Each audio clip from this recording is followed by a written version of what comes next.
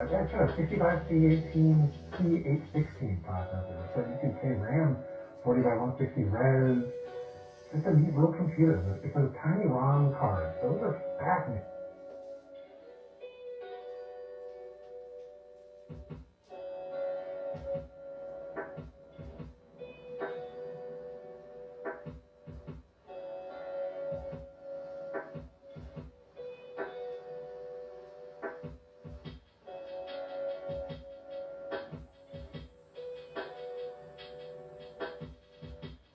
Okay.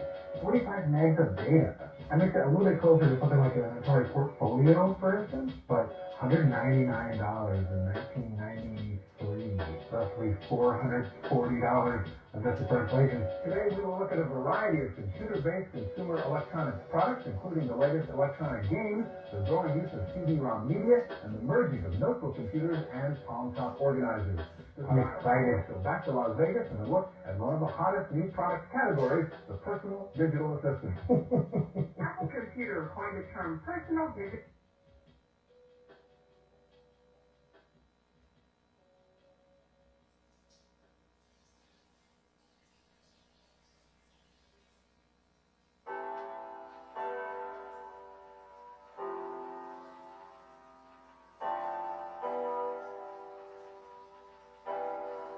Assistant, or PDA, last year with the announcement of Newton. It's not on the market yet, and it wasn't even on the exhibit floor here at CES. Did they coin the term PDA for the mutant? I mean, it wasn't necessarily the first thing you would call a PDA, but I guess the term personal digital assistant, yeah, probably so. According to the sources I'm finding, in 1992, John Stelly coined it in a keynote speech he made at the Consumer Electronics Show in Vegas. Huh. But this type of product, a hybrid of organizer, computer, and communicator,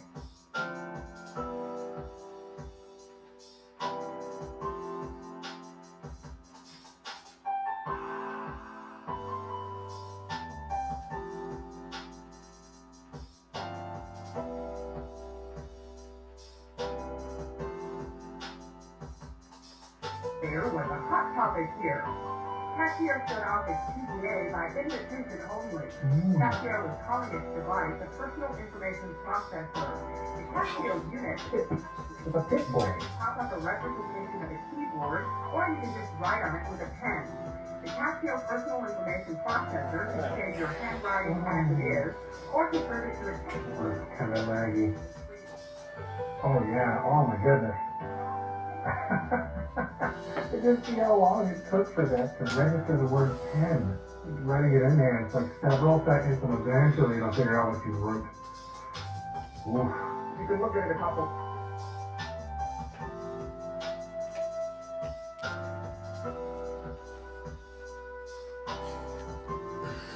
Welcome everyone to the Dial-Up Chronicles.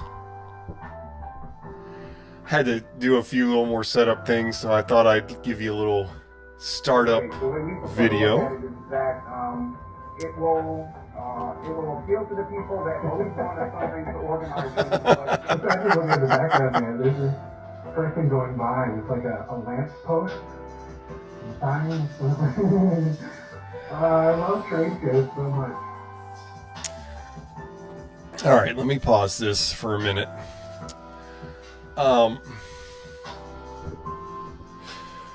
Welcome everyone.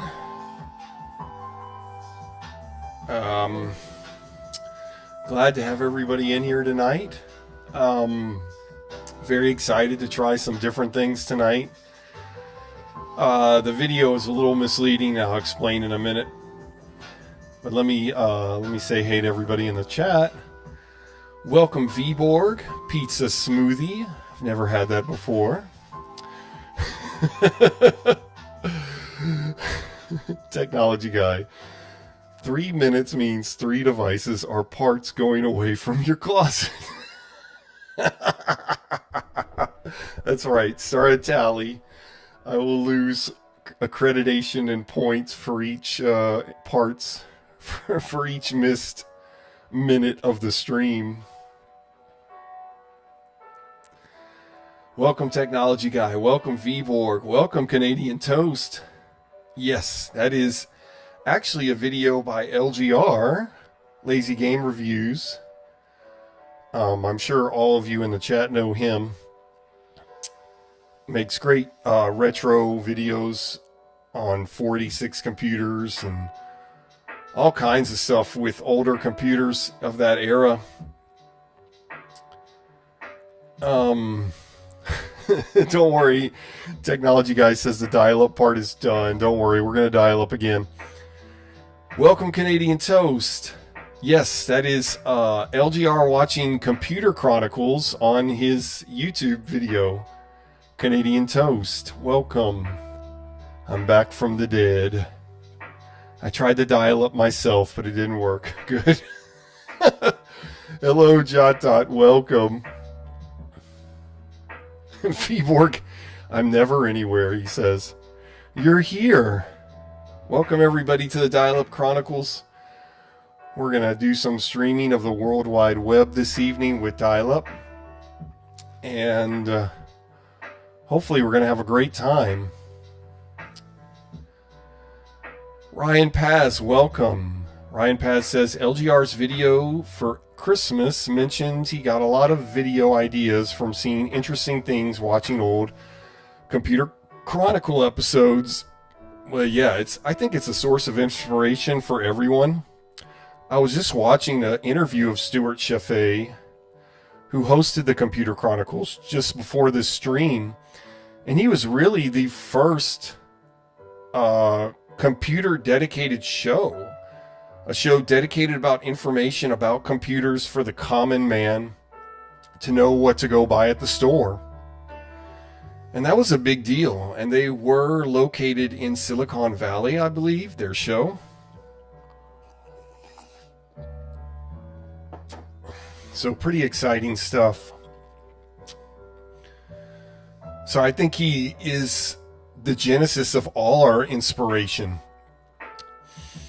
Viborg says, I deployed beta V2 of my dial-up ISP last night. Version 2, I think it looks better. Okay, we'll have to check it out. Yes, Canadian Toast, it is a video by LGR. Okay, my friends, so I am connected with Voip right now at 28.8. And I am connected to the serial port. I thought I had been trying to connect to him with my POTS landline, and I never even bothered to try Voip yet. And I thought, well, let me try Voip. And I'm having a very successful connection. I haven't lost the connection since I started. Let's see when I connected. See how long I've been connected. 21 minutes, so it's a great connection. So guys, support the serial port if you can. And pretty cool. So I'm excited about that. I just randomly thought to do that before the stream. We're going to do all kinds of stuff tonight, hopefully. But yeah, serial port, if you're out there, or when you come, I'll let you know. I sent a message. But Ryan Paz says, I don't remember it or having it on PBS in my area, although I've torn through a lot of the archives now. I did watch a lot of Tech TV on cable. Technology Guy, yes, over 22 minutes now. We're getting close to 25 minutes, Technology Guy, with our connection with the serial port. Viborg, ping him now. He must see this wonderful connection of beauty.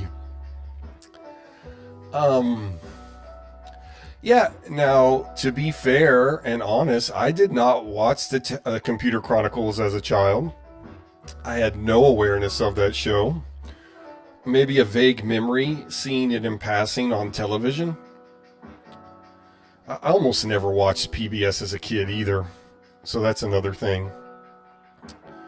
But,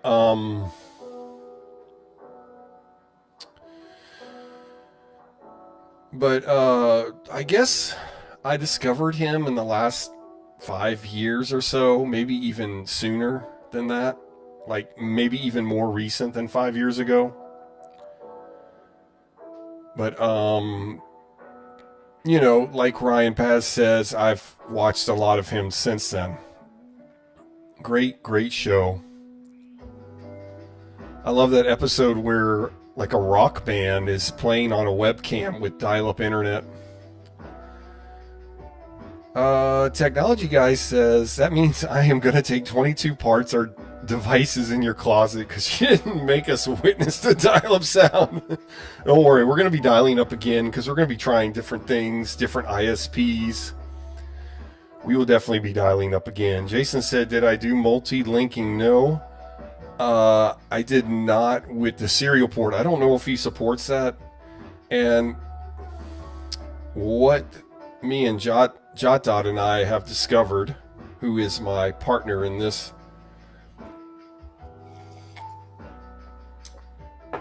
and when I say partner, I mean we play with dial-up. That sounded bad, though we mess around with dial-up together a lot on his Discord. Join the Discord that is hosted by JotDot. That's in the show notes, by the way. But Vborg says ping away. Yeah, I should go on DOS and hit ping, right? Julio Lima says, whoa, so speed. Got the video paused right now, by the way.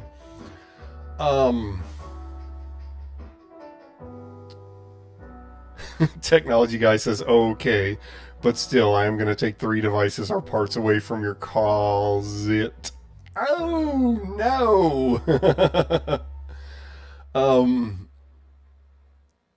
I don't know what I was saying, but me and Jot, so when I say he's my partner, we mess around with dial-up a lot off stream, and he helps me download almost virtually everything I've downloaded since 2023.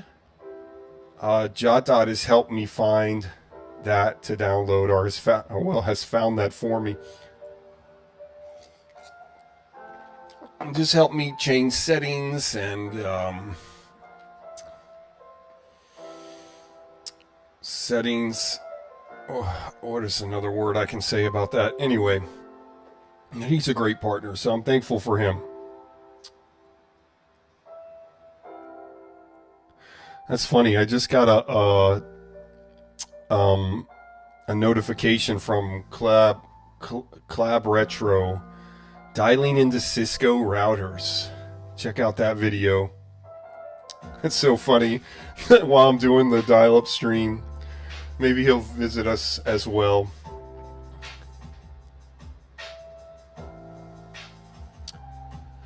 Really? Oh, Canadian Toast said that's good that the video is still buffering bytes received and bytes sent while paused. Let's watch some more of the video and see if we have less lag, meaning we have more of the video play now that it's had time to buffer. That might be a good idea, Canadian Toast. I didn't think about that. Pause the background music. Let me turn this down a little bit. Well, I think it's right. Let me know how it sounds to you guys, because that's what matters. I don't have the volume going straight into OBS yet, but I need to work on that. So you're just hearing the speakers from this Dell through this microphone. All right, let's see. Casio promises to ship the personal information processor this summer. The price will be in the $600 range. Ooh, I wonder if they ever shipped it. I mean, Casio made all kinds of different organizer type of deals. And yeah, okay, so the XL 7000 maybe? Oh dang, this is handy. Mobile, yeah, they're on Flickr. Looks like the Z7000, XL 7000, the Tandy ZPDA and AST Grip Pad 2390 are all the same thing. AT&T is also entering the PDA market with their personal communicator. I love the way that booth looks. Well, the Casio device was designed more like a personal organizer. The AT&T unit works more like a computer.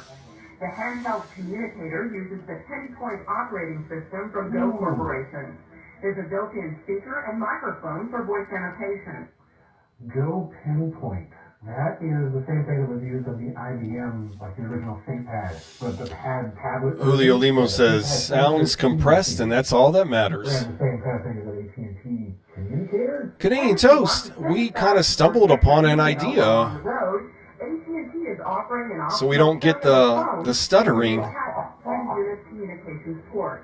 Prices range between $2,000 for the basic model to up to $3,000 with all the bells and whistles. I knew it was going to be extremely expensive just hearing these specs and seeing all this bougie crap it could do. Built-in cell phone, come on now. $3,000. Yeah, the full bells and whistles version would have been $6,500 with inflation. Sharp is also getting into the PDA game. If you already own a Wizard, sorry, Sharp's newest model, the Oz 9600, has some nice new features like pen input on its touchscreen. She called it the Oz. I'm sure that's an OZ something. But did you see that gigantic display? I love that. Okay, I'm going to pause it again. Well, that's a really neat idea that we just stumbled upon, that when we play a video on Warpstream with real player using dial-up, if it's a longer video, like over 5 minutes, over anything pretty much, then we can just pause the video and it will keep buffering. And then we can play the whole video without stopping. So I didn't think about that. I can't believe it. JotDot says dial-up for less, which is an ISP that we use on the stream. Dial-up for less shut off multilinking the day after we used it. Yeah, we're going to get into that and in just a little bit. Vborg says tomorrow's going to be fun. Too many packages arriving. Awesome, Vborg. Maybe we can dial into you this evening if you'd like. Ryan Paz says, looks like it's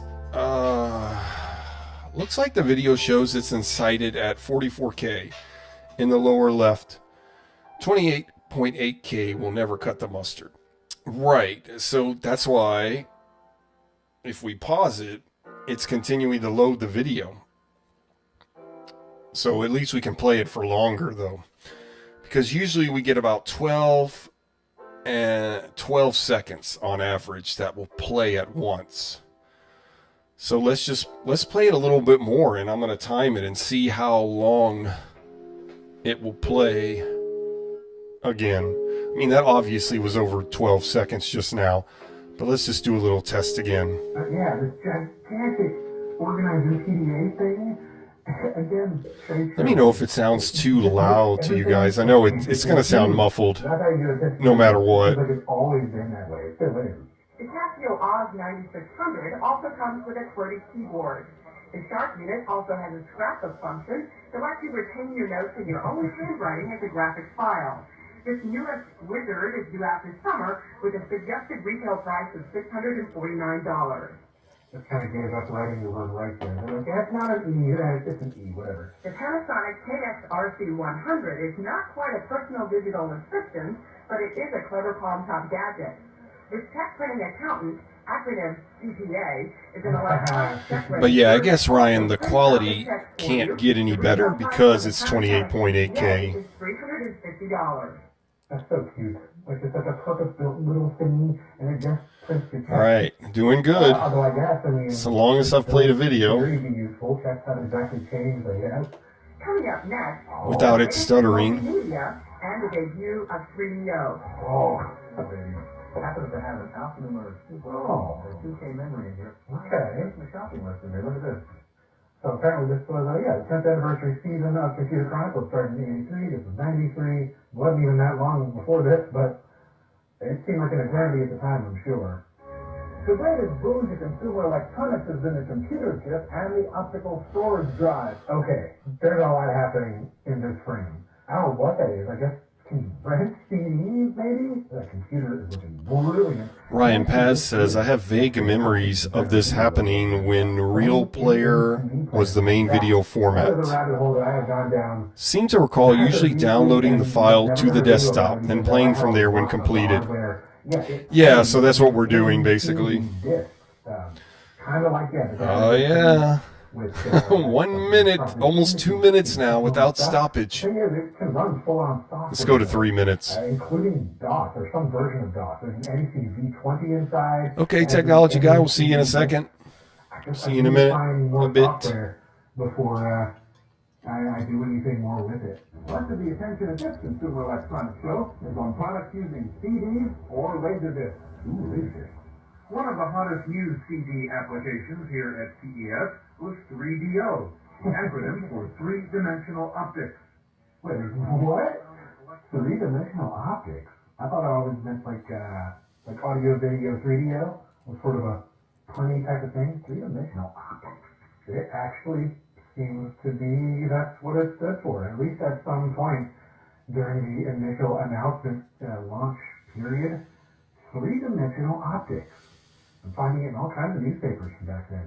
That's wild. 3DO can process images 50 times faster than a PC or a video game console, thanks to custom animation processors which run in parallel. I mean, probably. Also, I just love the texture. Okay. JotDot, we'll see you for a megabit. We'll see you in a second in a megabit. Megabyte. Radio system also includes a custom digital processor for audio, a specialized video processor. That's an impressive demo, honestly. For 93. That's awesome. It uses a double-speed CD-ROM drive for fast access. The net result is a lot of computing power. All right, over 3 minutes, so. Cleaner scaling and texture mapping. 3DO calls it cinematic software. Of course they did. I don't know why I didn't think about that before.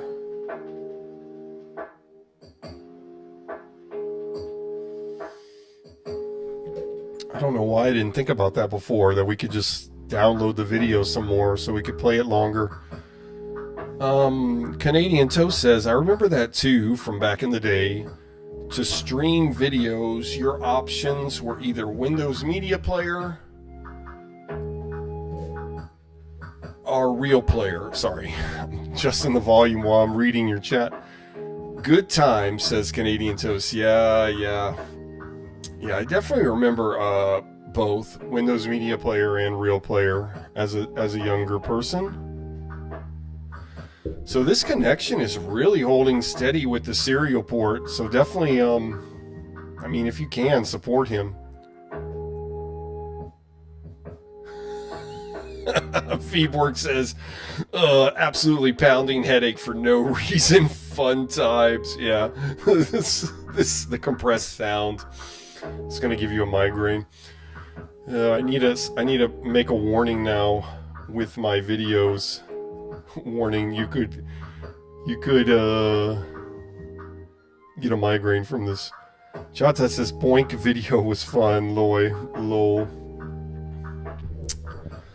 Let's what do we want to look up here? Let's do a different video. Let's stay with Serial Ports ISP for a little bit.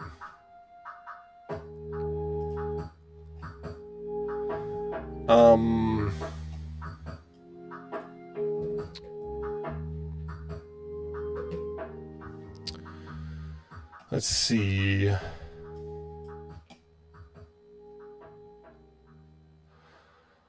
Let's look up let's look up AOL commercial. AOL commercial.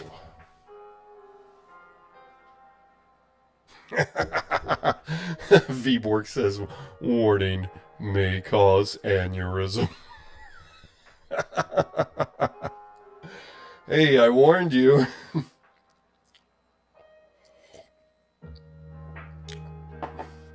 Glad all of you are here this evening. Thanks for sacrificing your Friday night to watch this stream.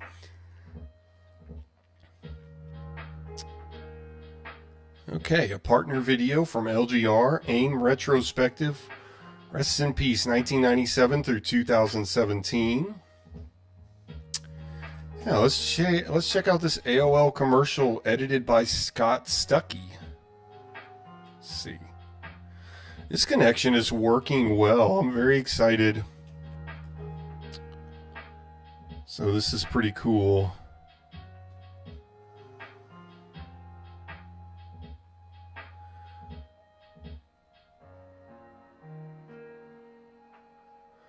Just checking out the other videos real quick. Let's see what else there is. Vborg, you were talking about pinging. I forgot again. Can you tell what happens when I hit ping on MS-DOS if I do that? That's just going to tell me my speed or what? This is very interesting. I typed AOL commercial and one of the results is peace in Middle East. Stop the child abuse. Okay. And this is an interesting one. Oh damn. Halo like sex porn, X-Men 3 like cops boobs tits this alpha. Oh, I'm sure that has something to do with AOL. I guess that's what people did on AOL. They looked at sex porn, X-Men 3, and cops boobs tits. Oh, yikes.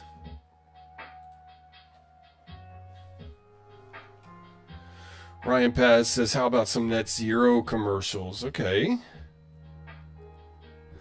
Well, let's check it out. Let's see if they have anything. Let me just type Net Zero. I think typing commercial is too narrow of a search for Warpstream. Down here, you can see my total RAM available, how much is being used, my CPU percentage, HDD read and write, the current, what's happening with the connection, the information going in and out, the speed limit, the bytes received, and the bytes sent, total in, total out. No results found for Net Zero. What a bummer. Maybe if I spread it out, but it's one word, right?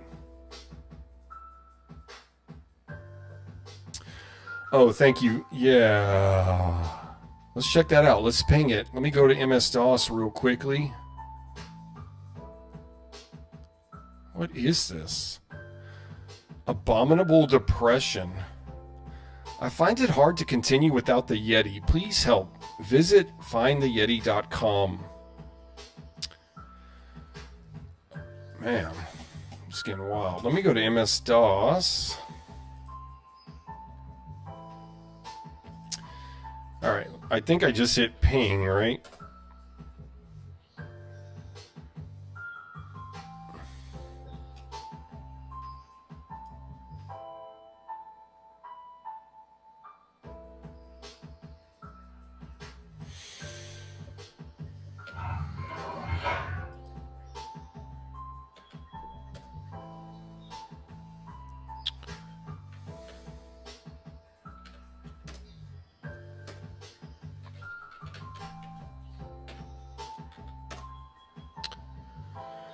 Okay, I'm doing something wrong, obviously.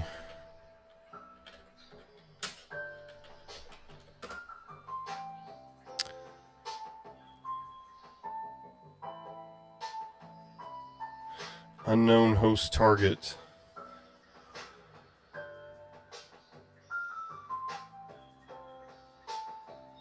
Canadian Toast says no, it's ping and then the URL website.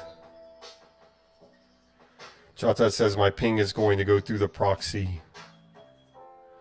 Alright, I'll come back to that, guys.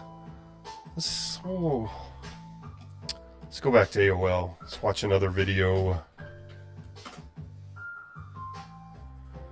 Wow, it's a great connection. Thank you, Serial Port.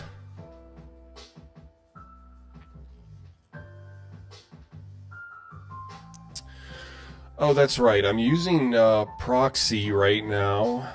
I'm using ProtoWeb on Netscape Navigator 4.8. AOL sucks. Trying to cancel your AOL account sucks. Ooh, there's 107 results just for AOL. Okay, let's check out this AOL commercial by Scott Stuckey. It only has 2 stars, so I'm sure it's horrible.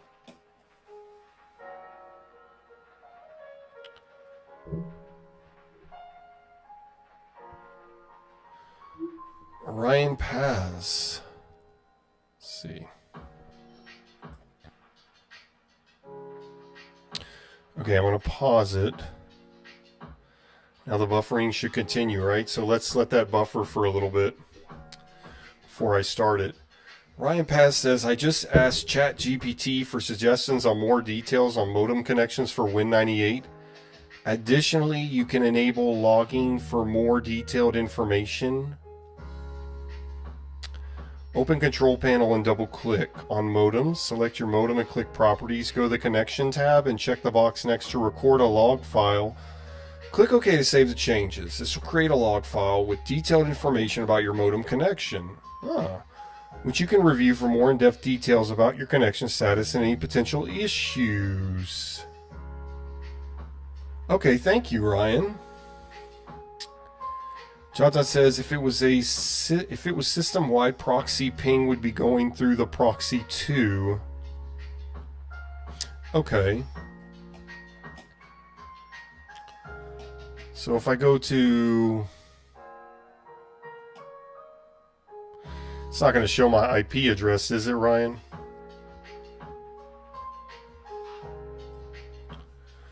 Okay, go to Control Panel, Modems.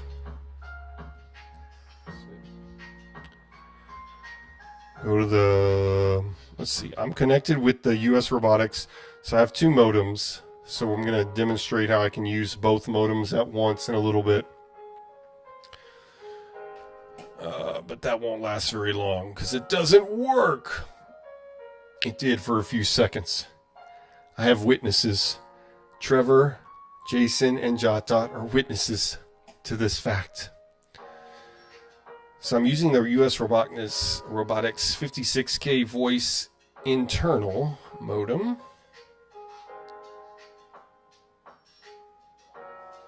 Let's see.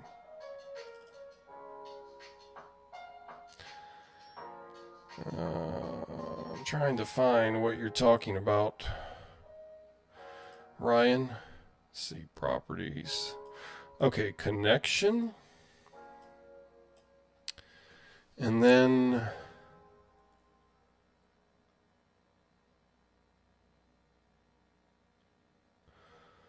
record a log file. Let's see, advance. Oh, view log. Huh. How interesting.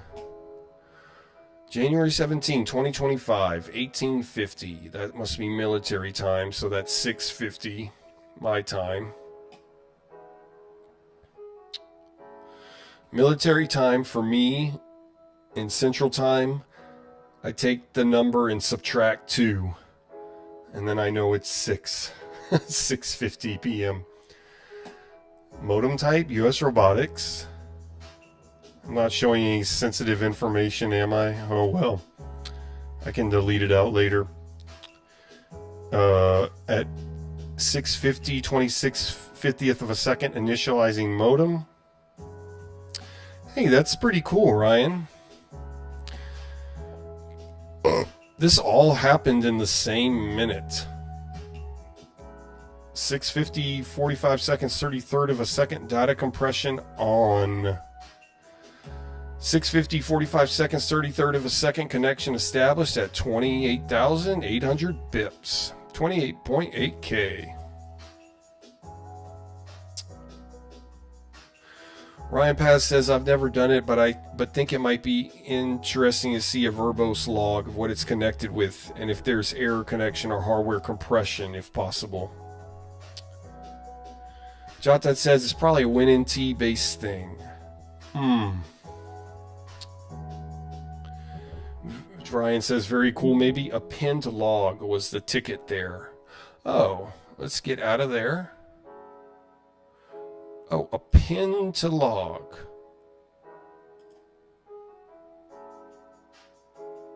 Let's see. And hit OK. All right. Now what do I do? Ryan says scroll the rest of that connection string. Options are, let's see, wait, I don't know what you mean.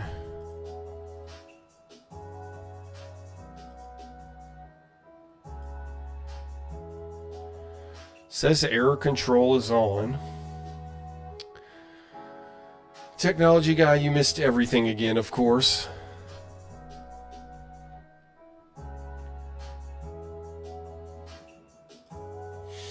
Okay, we'll come back to that. Let's see if our video is ready. Actually, while I'm playing the video, I need to go to the bathroom. Unfortunately. We haven't lost connection with serial port. Usually when I connect to someone with a VoIP ISP, I generally drop connection. Even with dial-up world, I generally don't stay connected for more than 30 minutes, so this is pretty impressive. Or it's just working with my technology, I don't know. Almost an hour now. Alright, let's see if this commercial is ready.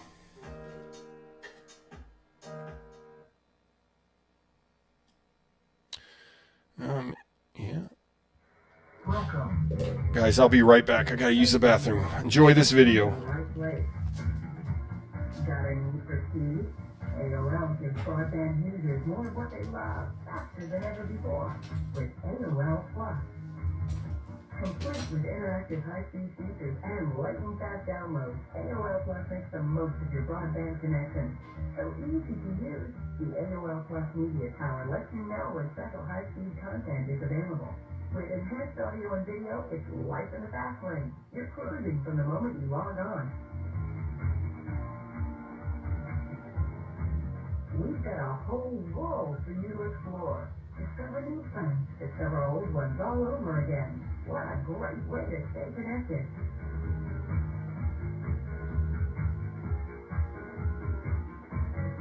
America Online is freedom to roam. It's so easy to take care of business. We're all the office you need to help you grow.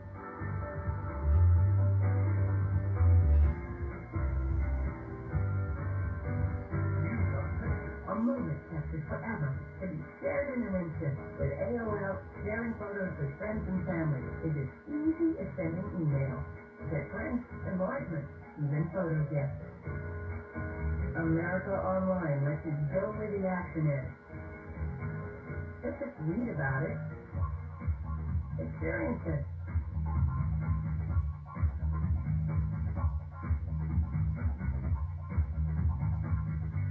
There's nothing you can't find with AOL Search. The whole internet is yours for the searching.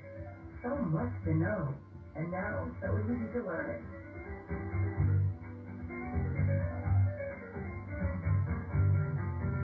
Wherever you go, you can always use a buddy. We help keep the lines of communication open with AOL's Buddy List. It's great when friends know how to find you in an instant. At AOL, the stores are always open. Your shopping wishes come true with the ability to purchase anything your heart desires, anytime, day or night.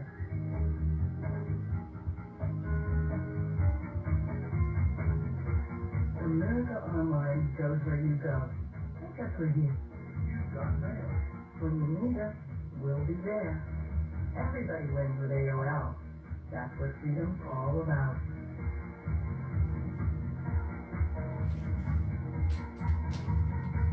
Goodbye.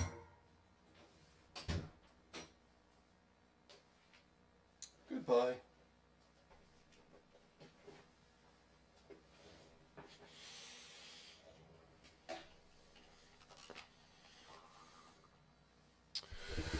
Okay. Did it play the whole video? Looks like it. Nothing else is really happening. Oh, that's pretty cool. Okay, nice. Oh, I'm so glad I finally figured out how to watch a whole video on dial-up without having 56K speed.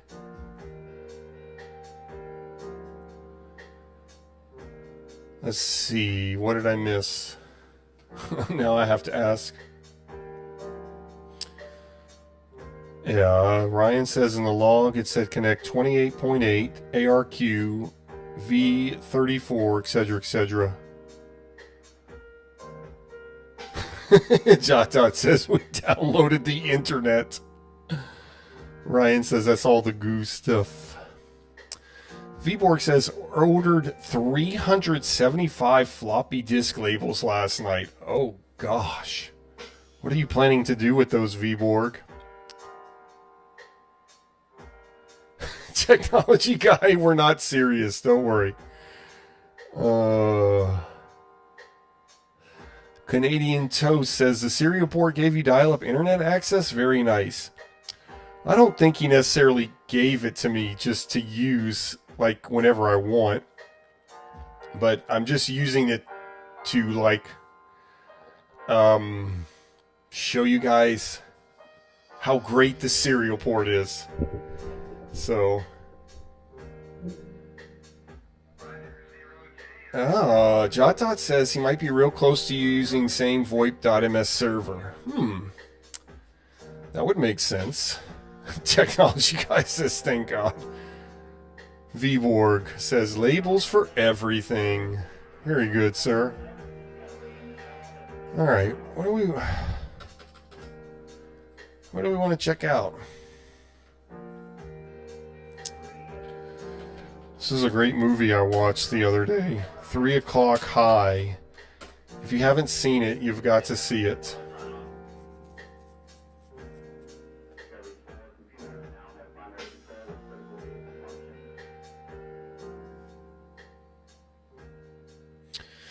Didn't get anything for that.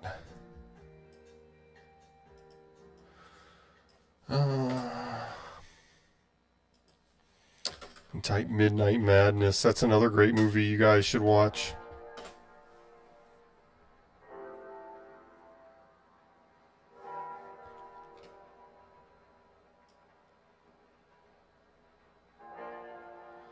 It's Midnight Madness. Oh. I don't know what to look up. Oh, I know what I want. Toys R Us. So I don't want to grow up. I'm a dial-up RS kid. JotDot, did I ever watch Hackers yet? My dog bit me and I couldn't watch it yet. I'm going to watch it, I promise. I just haven't gotten to it yet.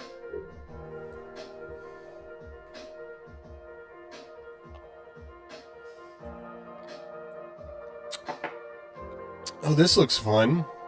Nintendo Wii launch event in New York City at Times Square. Toys R Us. Oh. Let's watch some of that. Vborg says, where a kid can be a kid. That's right. Yeah, Vborg says Hackers is free on YouTube. Yeah, it's on Tubi as well. On the Tubi app. And I think it's on Pluto. So I do intend to watch it. I did look it up. But I didn't know it was on YouTube as well. Another great movie on YouTube is Santa with Muscles. One of the top 10 Christmas movies ever known to man. Okay, it says buffering, so let me pause it. Give it some time to buffer, to load up.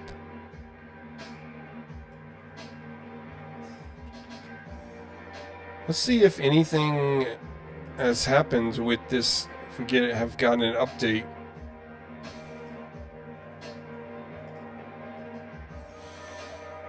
Any new information? What am I looking for? Wait.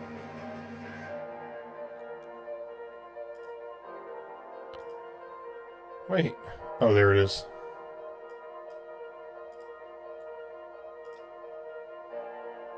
Oh, it went away. Okay. Yeah, I'm not getting anything else from that.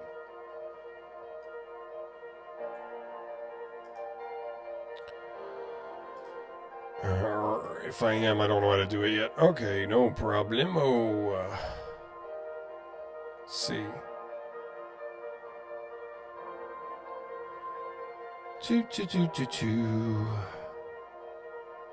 More custom Nintendo Wiis.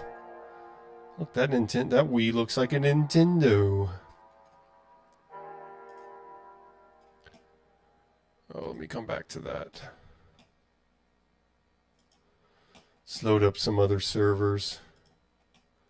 Let's do the old Netscape Navigator Gold 2.02.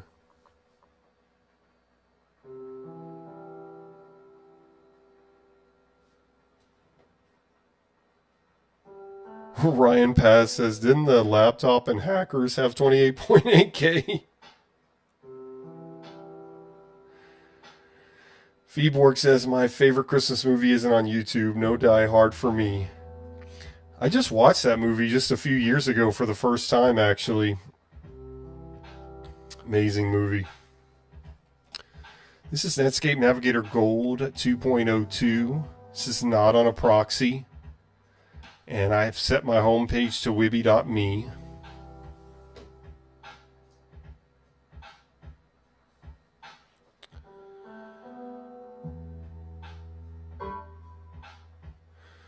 JotDot says it's 56K, just connected at 28.8 at the moment. The modem's 56K. Is that what you mean? Technology Guy says, yeah, I tried finding you on Warpstream, but sadly I couldn't find you. I went through 64 pages. Okay, well, I think I have to contact them. That would be great to watch me on dial-up, since I'm the Dial-Up Chronicles. Okay, Jota says, oh yeah, they say that in the movie about 28.8K. Vwork says, Jota just missed the quoteness of your statement.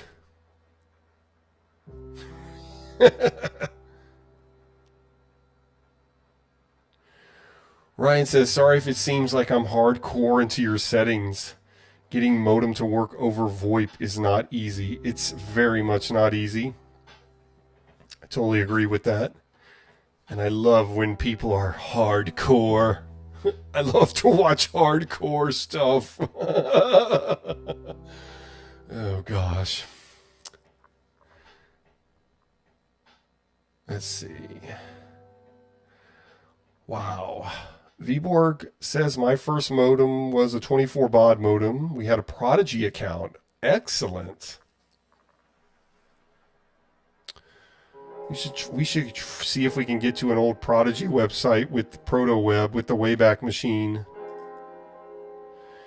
Here's some random website.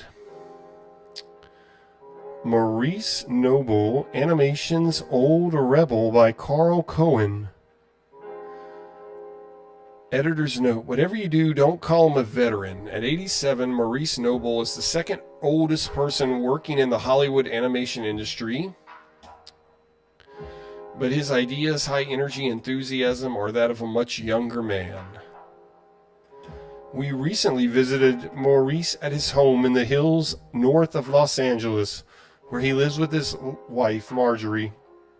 His unpublished autobiography, co-written with Robert McKinnon, is titled Stepping into the Picture, a fitting title which refers to Noble's immersive approach to design.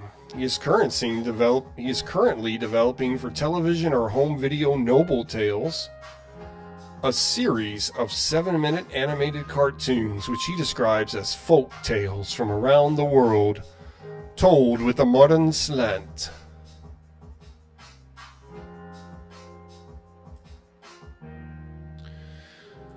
First stop, Disney. About 1934, Noble took a job at Disney to get a United States $10 raise. He was working at a department store designer for $90 a month. That's what people... If you make $90 in one day, you didn't make any money hardly. Now, and he was offered a job at the studio for about $100. After all, $10 is $10. I didn't know exactly what I was getting into, but I was going to earn $10 more a month. Yeah, that's like $100, $200 more a month, $300 more a month back then. The Chuck Jones era begins. Yeah, this is working very well, this connection with the serial port.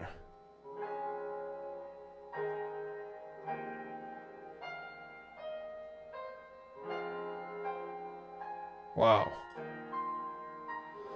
So, check out the serial port, check out his YouTube channel, check out his multiple websites, and check out his Patreon.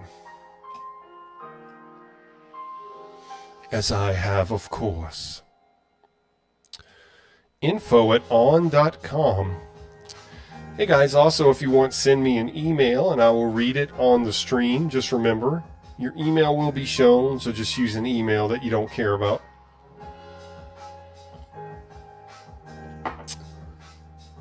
Let's see if that video's ready. Look at that, total in 10 megabytes. 10,000 bytes received. I don't think I've ever received that many bytes yet. I don't know. Wow. It's almost working like 56K. Feels like, anyway. Okay. Hopefully this has been working hard. Let's see what happens.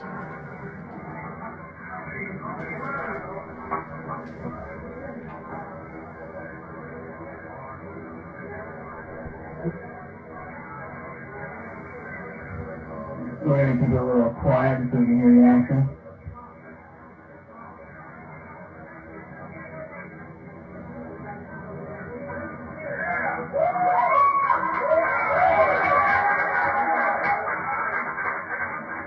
He's getting his wee. Yeah!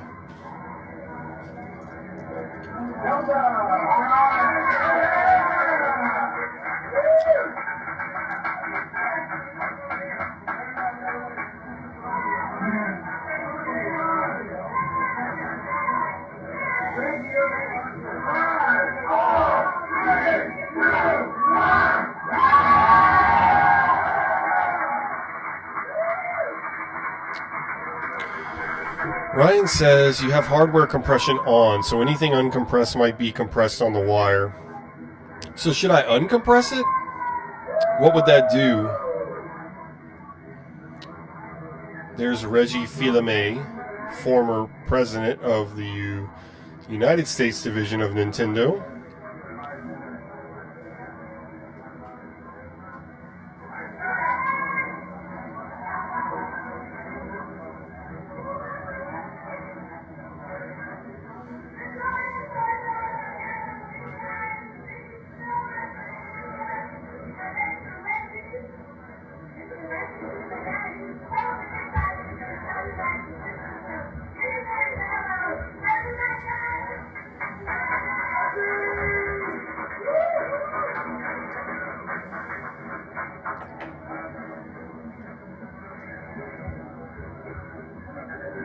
So that's almost tell right there. There you go.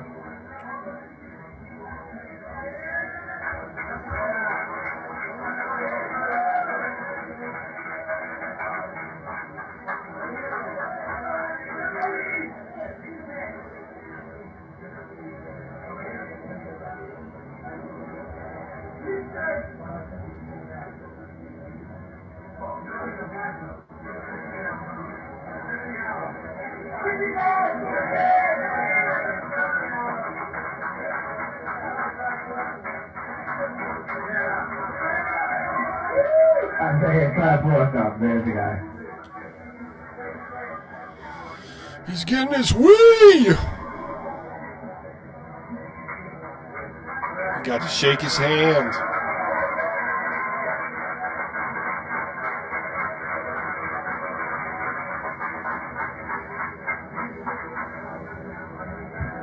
You okay? That's okay. That's okay. I'm sorry. I hope that wasn't too far away or anything for your camera shot or anything. All right. Ryan Paz says, I think... Hang on. Have you seen the first one sold? You want to try to grab right there? I don't know if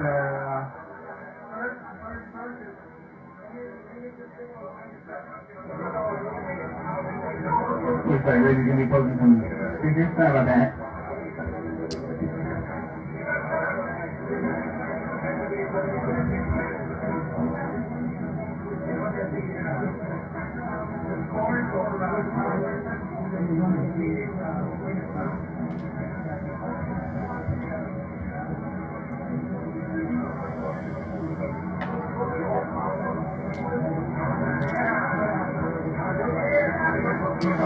It's the Wii! You're one of our moderators, right? Moderators, correct? Yeah, and Reggie looks so young. It's on the block, so we got double exposure right here. That's awesome. That dude's a beast. I'm really excited you guys are doing stuff. I don't know why. So yeah, it's awesome that we actually got here. We are hopefully going to grab Isaiah here pretty quick and talk to my camera. Sure. Okay. Number 2, what? This guy right here? No, this is not. It's the first guy. Yeah. It's going to be, oh, I'm sorry, he's upstairs. Were you outside when the cops rolled up and did some business out there? I totally missed that, yeah. I saw some... Jody, I'm sorry I'm not moderating the chat room right now, but I'm here covering it right now for you, so... I'm sure Dr. Fish has the moderation down, so... So what do you think of this event? We actually kind of got here late, a little bit, but we got here, we got to see TRL get up there, so we get a chance to see Reggie. But we missed a lot of it, yeah. We did end up missing a lot of it. I was doing some Sony coverage yesterday where I met him and he gave me this bewildered look like, oh, are you a troll? But, yeah, I mean, so far it looks great. It looks like they don't have as much star power as the Sony ones have, but, you know, that's to be expected. You know, it's really a neat event, though. Right, oh, definitely neat. Definitely got a lot of publicity. I was here covering the lines earlier today. And how many people have grown since the 25 Oh man, we finally lost connection to the serial port. and it's grown exponentially huge. So But the video is still playing because it's already loaded up. Pretty cool.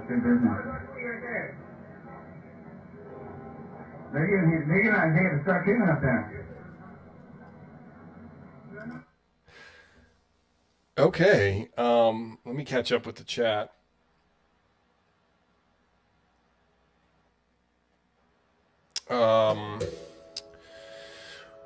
Okay, Ryan says, referring to compression versus non-compression, I think videos might be, Ryan says, I think videos might be slightly faster at the cost of text pages not being as fast. Probably best keep it on. I agree, Ryan. Since it's in the modem hardware and running compression faster than line speed, while the HTML text likely sees big gains. Okay, I didn't know that. Canadian Toast says, now the new president for the Nintendo United States is Doug Bowser, who succeeded Reggie Fils-Aimé in 2019. And then Reggie wrote a book. Ryan says, our A/B test? What is that?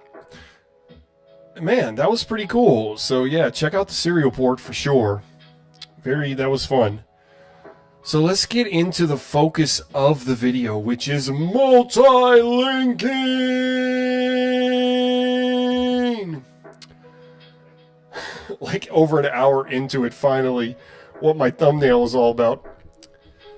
So the other night, JotDot suggested we try multilinking, which is when you take two modems connected to the same computer and use two different phone lines. In my case, I used my POTS and my Voip at the same time, and they both dial into the same ISP, and it gives you a faster connection. It's like, someone called it shotgun modem.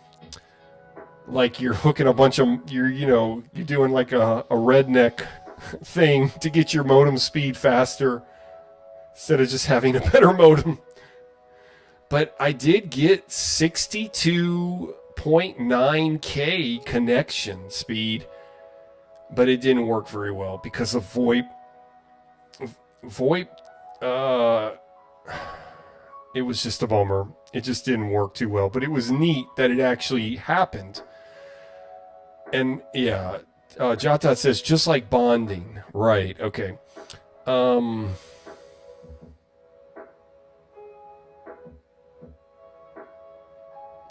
Yeah, Technology Guy says one time that happened to me. I got disconnected from the internet on my phone on YouTube.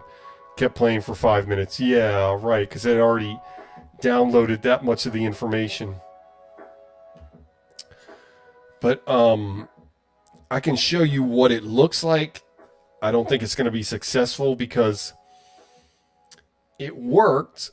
It didn't work very well, and then now it's not working at all for some reason. So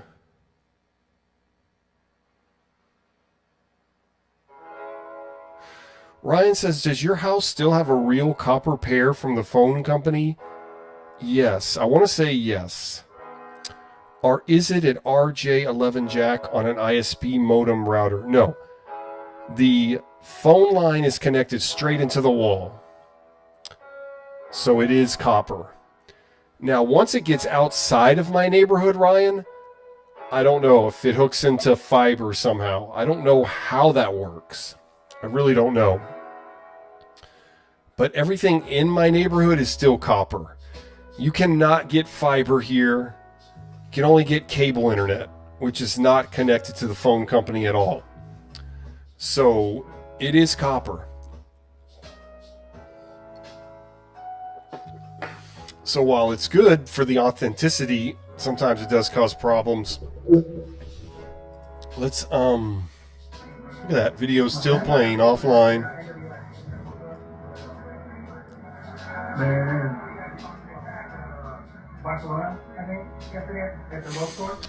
Pretty cool. So we're going to go ahead and demonstrate multi-linking now at this time. I'm going to use JotDot as a guinea pig. And you'll at least get to see what it's supposed to look like. But we'll see. Cross your dial-up fingers. JK. Okay, but hopefully it will work. Or hopefully, I mean, we're going to model it at the very least. So let me go to my JotDot local, who also hosts an ISP. Wait, I need to go to properties. I'm not sure which one I should connect with first, the internal or the external. Let's try the internal first, and then we'll go to the external. So I'm going to hit multi-link. Oh, it looks like I used internal first. Let's try the external. Okay, I'm going to hit OK. So it's going to dial twice into JotDot's ISP. Let's do this.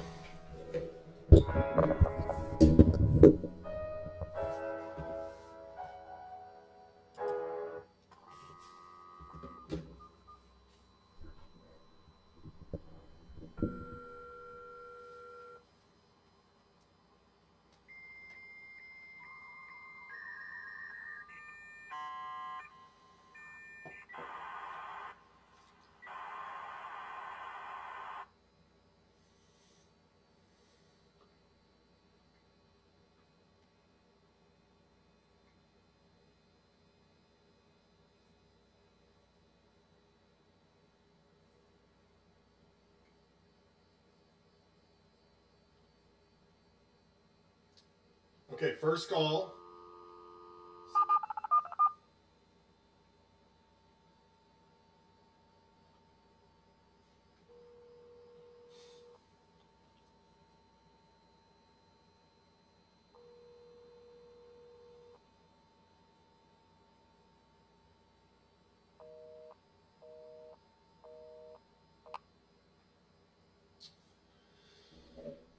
Okay.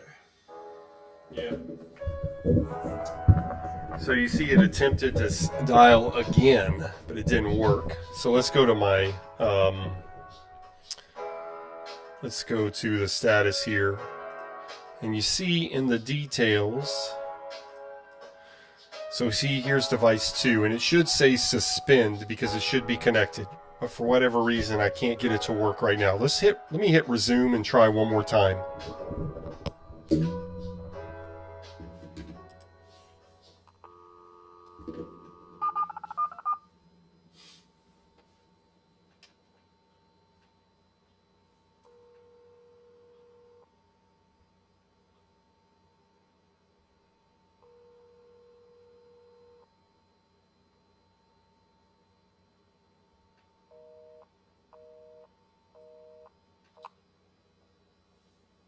Okay.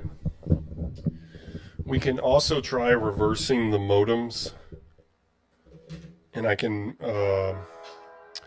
I've got my internal modem hooked up to Voip. I've got my external modem hooked up to POTS.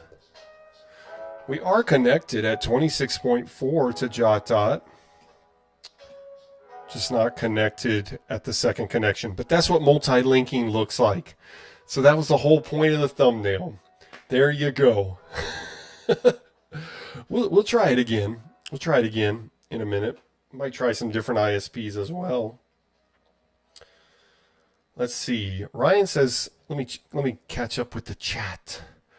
Ryan says, cool, they decommissioned in my area and you can get fiber internet from AT&T and they give you phone over the fiber, right? So AT&T hasn't put fiber in my neighborhood yet, and I imagine that's some kind of battle with the cable company not wanting them to because they lose business. So I imagine a lot of politics is in with that. But it's a blessing for me because I get to keep the authenticity of dial-up by having an actual POTS line. And I love having a home phone as well, especially when it's POTS. I mean, I just ordered a pizza the other day, as you guys saw in that short. And I actually when I'm at home, when I talk to people on the phone at home, I do not like to talk on my cell phone. I much prefer to talk on the home phone. I don't like talking on the cell phone unless I have to.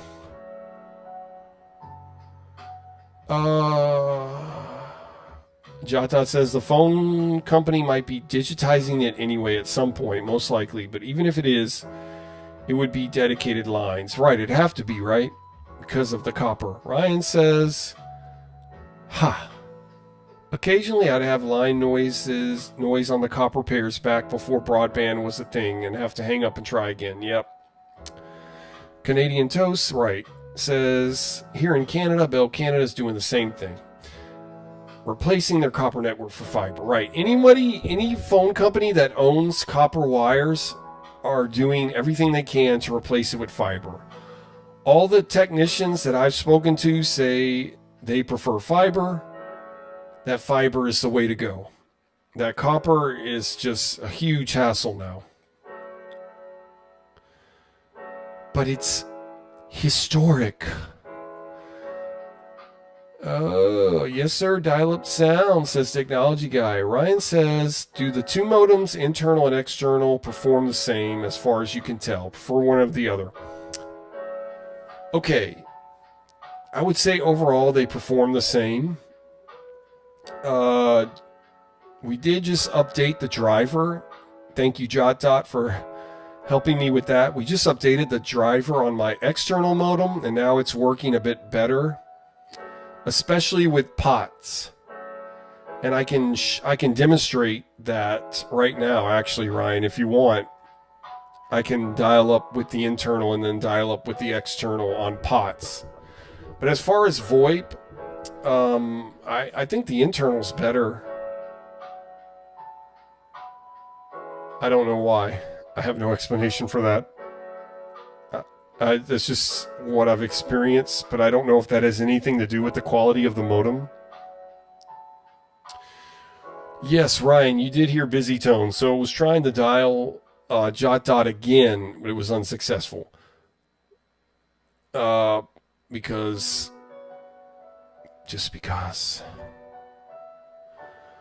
hunt groups might not be working right, says JotDot. Right. Ryan says, I think we're all modem nerds here, right? Hey, but JotDot, I'm keeping strong with your connection here. I haven't lost your connection yet, and sometimes I lose it very quickly, so 6 minutes so far, 26.4.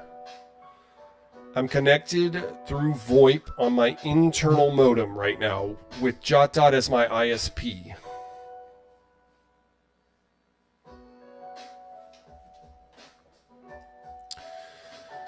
I have to use the bathroom again. What is wrong with me?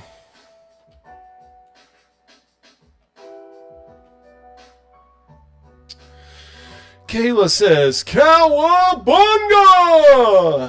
Hello, Kayla. Thank you for joining us for the Dial-Up Chronicles. Always good to see you. Missing you. Love you. Okay. I love you all. Look at these bugs. JotDot, you did something. My connection with you is better. I guess my connection with you on Voip is always better, JotDot.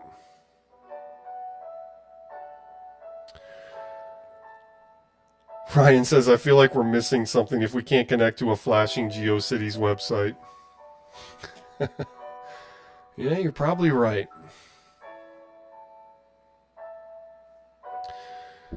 Okay, let me do something. Let me continue. Let me, well, what do I want to do?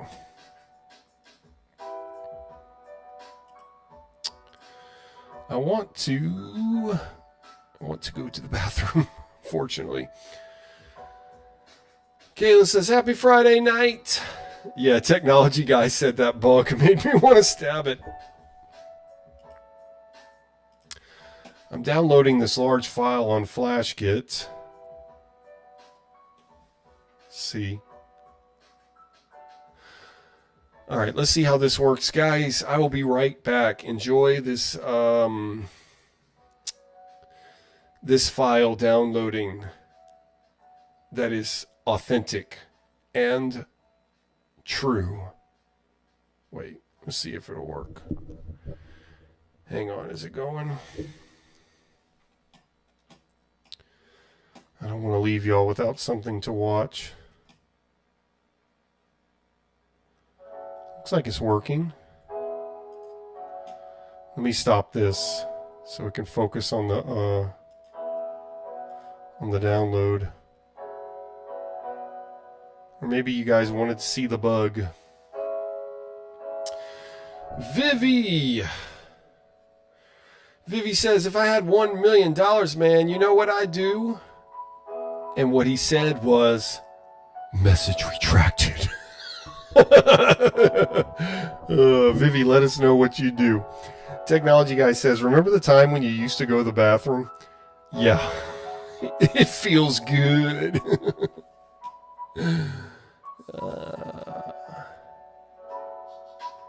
It's like saying it's working, but it's... Okay, I'll be right back. Enjoy watching this very slow download. Don't go anywhere!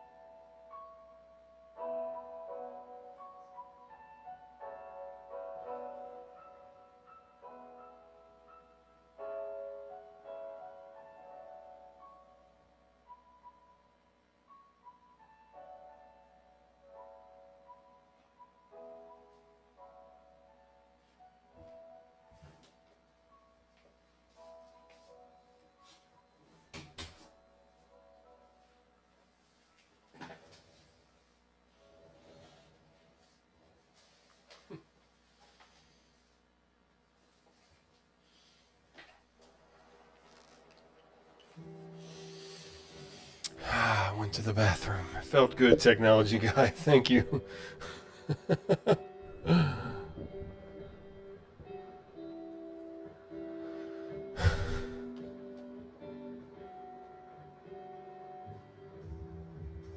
Kayla says, whip, whip.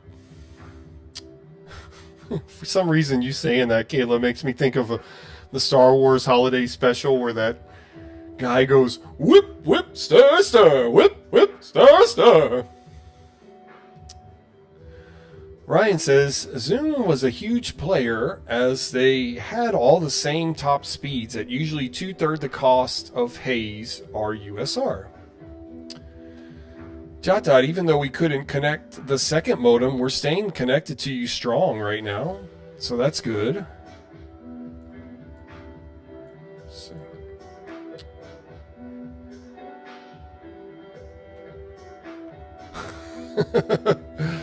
JotDot says, only with dial-up. You have time to use the restroom. Nowadays, you don't have time to go. That's right. The internet's too fast to give you a chance. Jason says you should try the modem link again. I will, sir. I will. Ryan says, who remembers transition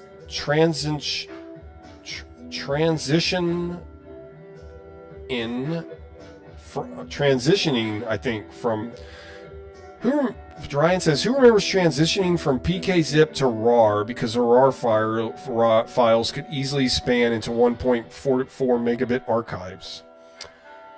Raise your hand if you remember. Oh, I don't remember. Sorry.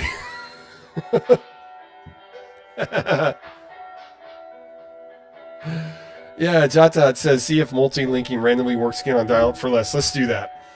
Okay, let me stop this download. It's going to take me a couple more months to finish downloading this. Let me pause that. Let me disconnect from JotDot. So we did have a successful multi-link. At least both modems connected to the dial-up ISP that I've been using mostly, called Dial-Up for Less, which I really have enjoyed. So I suggest checking them out as well.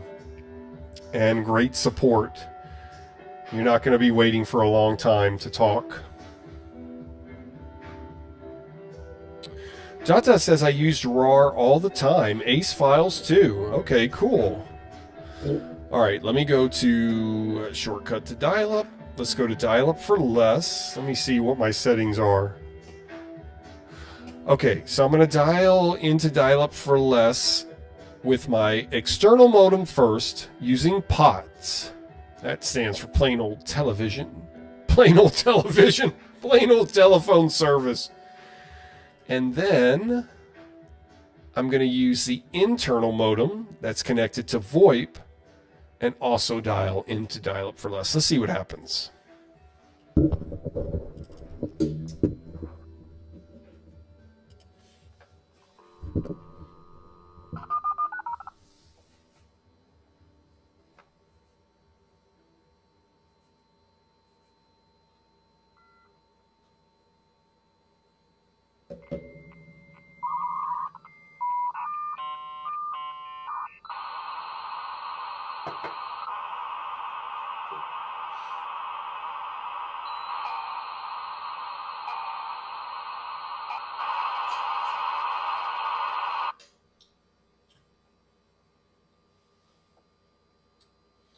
Numero uno, first handshake.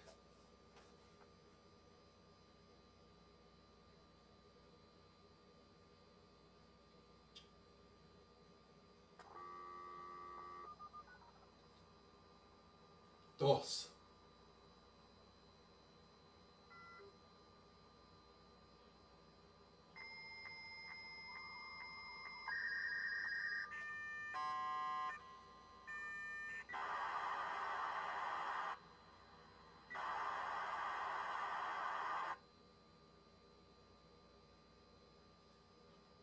Second handshake.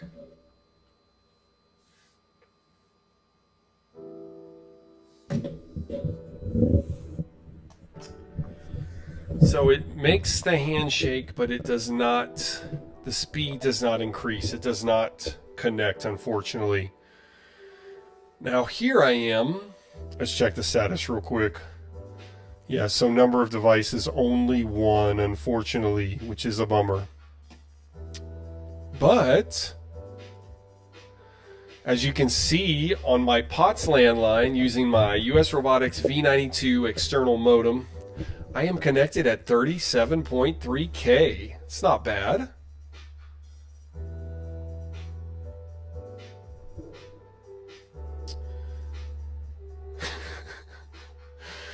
Jason says plain old television, no more IPTV. Yeah, technology guy says that too. Ryan says, I still have a habit of changing all my modern dial-up strings to ATDT *67. JotDot says I did *70 disable call waiting. So this is dial-up for less. This is an ISP I actually pay for. $10 a month for 25 hours. A month. Which I really don't use that much more. I generally only use dial-up on the stream and when I'm trying to fix stuff with JotDot. Or when JotDot's trying to fix stuff for me. Okay. Let's go to Netscape Navigator 4.8, which I have ProtoWeb as a proxy setup. I know most of you have seen that, but let me show you. Let me go to Preferences and go to Advanced and go to Proxies and go.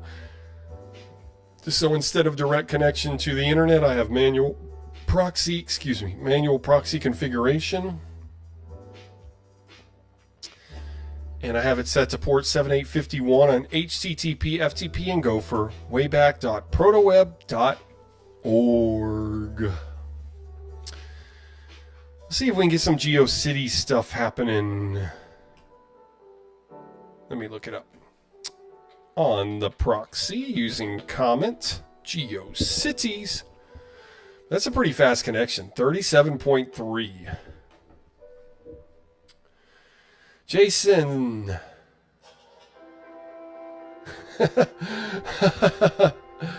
Canadian Toast says so close to 44K, which is what Warpstream wants. Yeah.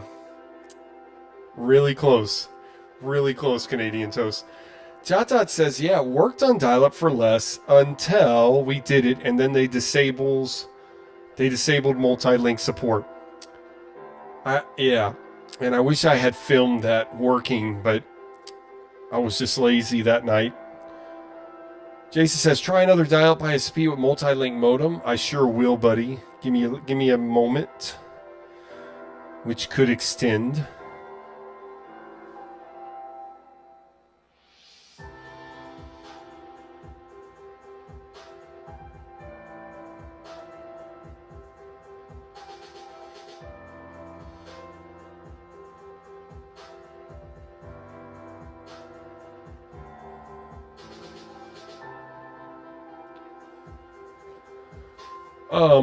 Sorry. I was checking the Discord.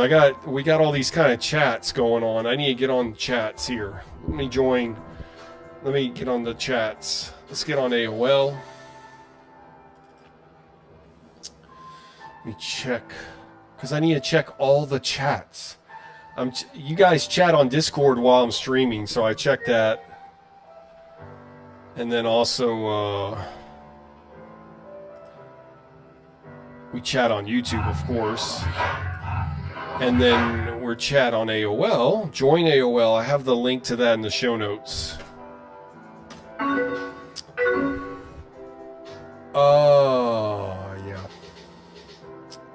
And then we have an IRC, Internet Relay Chat, that JotDot hosts.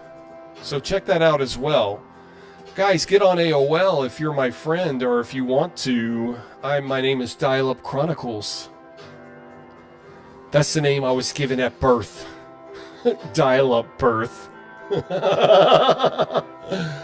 Oh boy. Let me join the IRC. Internet Relay Chat. MIRC. Let's see. Ryan says, while Netscape is more period correct. Any reason you prefer using that over Retrozilla? I think that's the main reason, Ryan. I enjoy using Netscape because that's the first thing I remember using as a child on dial-up internet. I just enjoy it. I mean, I like Retrozilla because there's sites I can get onto with Retrozilla that I can't with Netscape. But that's pretty much it. There's really no other reason. And I also like using different browsers, different, yeah. Did I say that right? Different browsers, just to show the differences, just to compare and contrast. So on this computer, Ryan, I have, uh-oh. You seem to be having trouble connecting to an IRC server.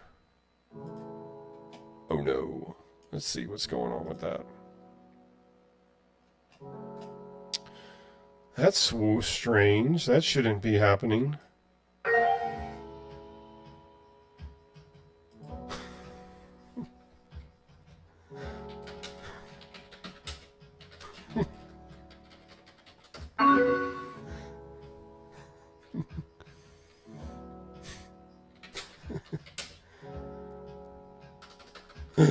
Okay. I like JotDot's little thing here, the AOL guy. His head is on fire. Anyway.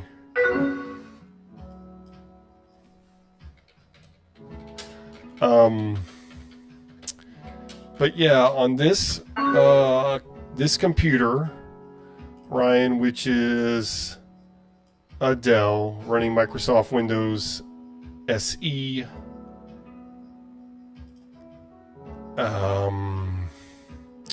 with a Pentium 2 processor. You go to CPU-Z for a second. But on this computer, I have Mozilla Firefox 1.5, I have Netscape Navigator 2.02, Netscape Navigator 4.8, Retrozilla 1.5, Internet Explorer 6.0, and I think that's it. So every browser, and I have Netscape Navigator 9 as well, but every browser is great for different things. I also have Mosaic, but I can only get onto a very few websites with Mosaic, and you have to know the exact website. You can't just like search. Ryan's, dude, you got a Dell? God. Why is that commercial so famous? Any open, let's see, 233 megahertz. Also, by the way, I want to do a video on this. I ordered a webcam, an unopened new old stock webcam on eBay. Says it's designed for Windows XP, but it works on Windows 98. So I'm going to do a video on this. I'm not going to unbox it right now, because I'm going to do a video where I unbox it and see if I can get it to work. So then we can go on Net Meeting and actually look at each other on dial-up. Who wants to show their face on dial-up? I double dog dare you. Here's my caches. Main board. So that's the motherboard, right? AO440 LX. I think this computer is from 1998.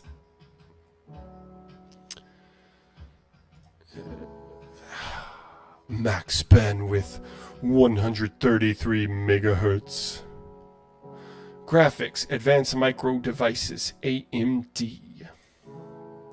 Okay. Okay.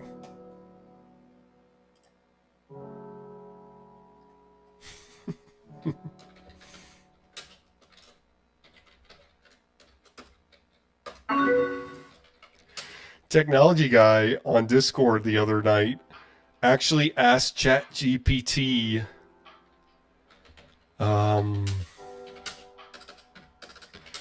who is the Dial-Up Chronicles, and it was pretty interesting. conversation he had with ChatGPT. So that was fascinating. But anyway. What's up, G-Force? G-Force says, what video card? Did I just show that in the stream? Just rewind it, I guess. I really have no idea, actually. I bet somebody in the chat actually knows what video card I have versus me. Let me see. Let me go to properties again.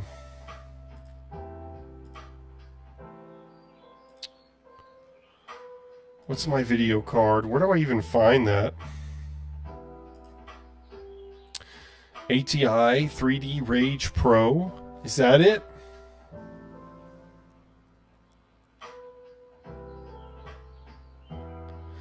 Anyway, that's what's up.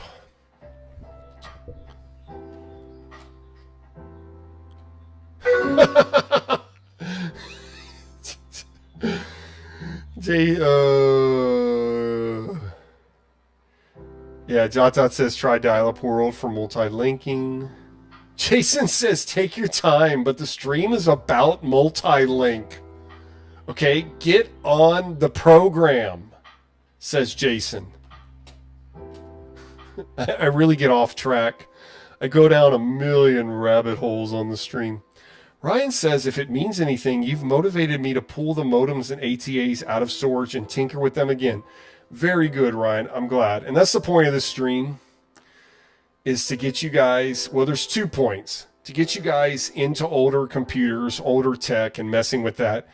And to remember and re-experience or experience for the first time what it was like to surf the World Wide Web in the 90s and early 2000s. Technology Guy says, I will show my face. Ryan says, how do you capture 15-pin VGA to some HDMI adapter, then into a new machine with OBS? Ryan, I have a whole video on that. I did a live stream where I show my whole setup. I think that video is called CD-ROM drive. Yeah, it's a live stream I did a week or 2 ago. And what I do is, here's how I'm looking at the screen. Here's the monitor for the Dell. That goes into a VGA splitter, and one goes into this monitor, of course, and then the other one goes into a scaler. It's called it's a VGA to HDMI scaler. So that lets you see the DOS stuff, especially. And then that scaler goes into a capture card. Because the scaler has HDMI output. I want to say. Yeah. And then that scaler goes into a really cheap capture card, like a $5 capture card. And then that goes into the Mac. I use an old 2014 Mac. That goes into OBS. Serial Port is here. Serial Port says multi-link PPP is on our to-do list soon. Yes. I said Serial Port and my phone thinks I'm saying the word Siri. Serial Port, welcome. We were connected to your ISP for an hour, so thank you so much for letting me demonstrate your ISP. Everybody check him out, of course. Welcome. Glad to have you here. But yeah, so it was a good connection. I was impressed. The more ISPs I can use and have, I mean, it's awesome. Especially dial-up ISPs. That's D for dial-up. Anyway.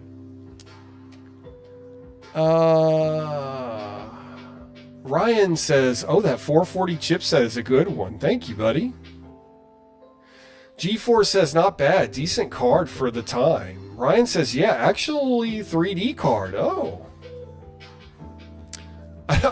you guys know more about my computer than I do, honestly. For real. That's a real statement. That's a true statement.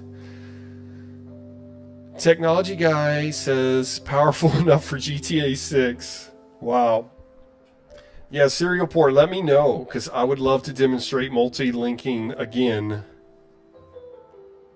with your ISP. Hey-o! G4 says, I'd like to tinker with dial-up.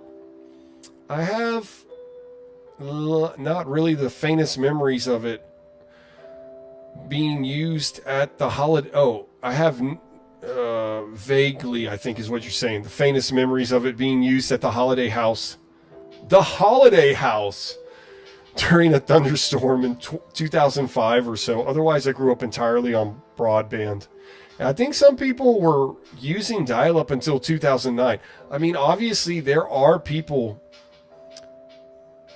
In 2015, Michael MJD said there's 3 million people in the United States still using dial-up. So a decade later, there's probably still 1 million people in the United States using dial-up. So, I mean, that's still, I mean, that's impressive. That means something. Ryan says, cool. I'll check out your configuration setup by watching the CD-ROM video. Well, you can just see how I do the stream. And you get a little I actually changed the CD-ROM on the computer so you can look inside my computer and see the motherboard and everything in there. Ryan says, the retro pewter days, you really knew about specs. Not me. I still remember my machine from 25 years ago. You had to, unlike now, there was new software that had a chance of not working on your machine. Yeah. I mean, if you went to the right computer store, they knew how to put the computer together for you. They knew how to tell you how to install a new whatever on your computer. So I guess I disagree a little bit because I didn't know anything about computers and I used computers as a kid. But I get what you're saying. Jason said those people that only have dial-up, is there a BBS out there? I don't know. But there's people that live in certain locations in the United States that still rely on dial-up.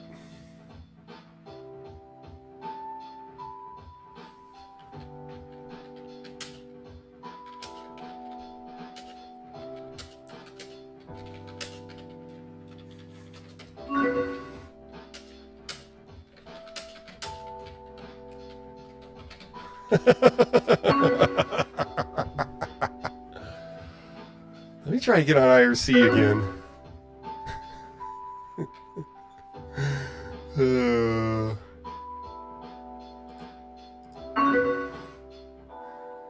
Guys, thank everybody. Thank you all for joining us on the Dial-Up Chronicles this evening. This is so much fun to show dial-up internet in 2025. Oh, I don't know why the IRC didn't connect. Let's see if it connects. There it goes. So join the IRC hosted by JotDot, and that information is on the show notes. Well, I'm about to disconnect though. Man, this is crazy. We're connected at 37.3K. All right, let me disconnect because I know you guys are talking. I mean, the focus of my stream is multi-linking. So let me try Dial-Up World. I don't think it will work on him either, but we can try. Dial-Up World is another ISP.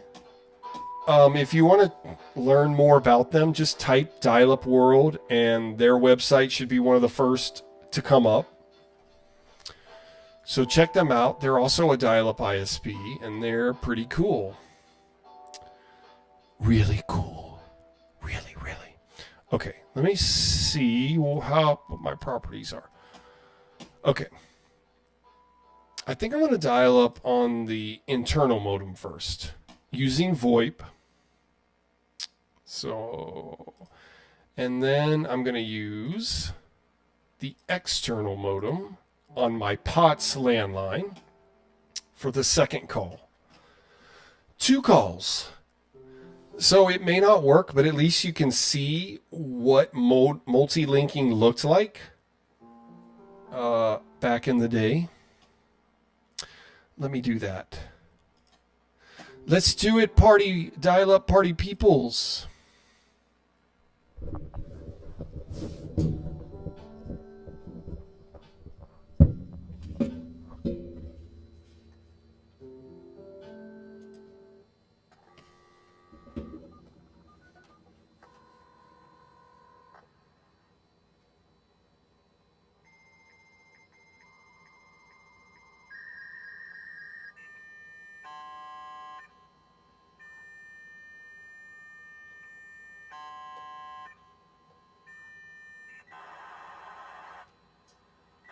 Internal modem.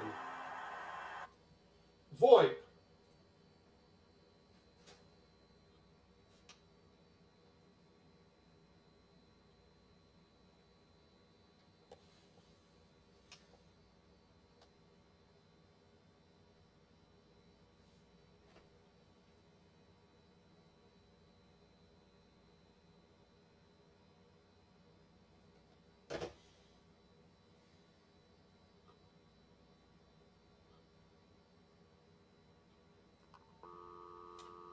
Second, POTS, external.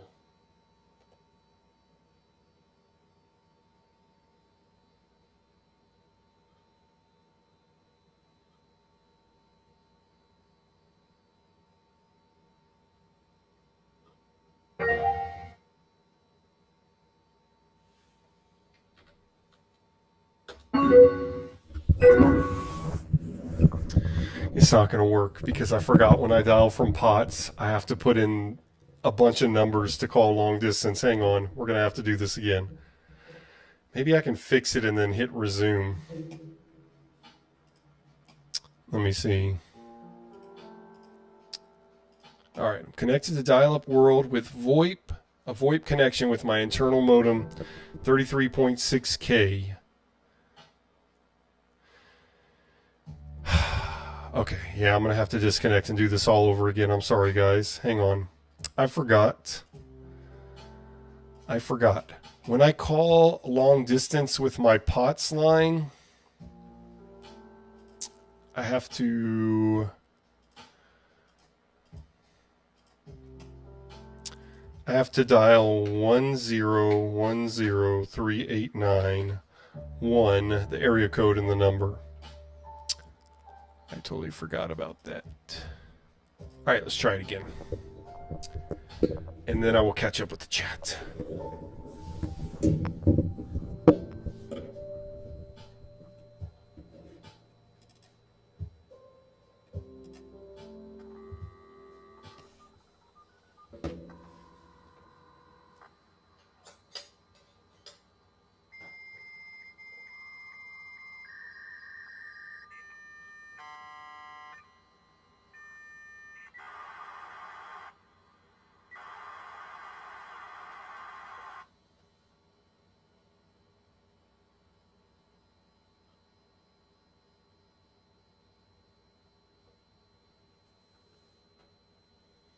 Okay, 1 Voip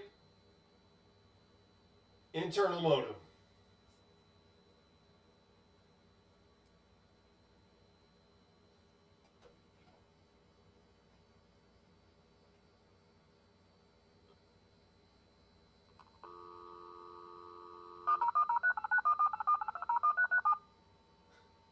Two POTS external.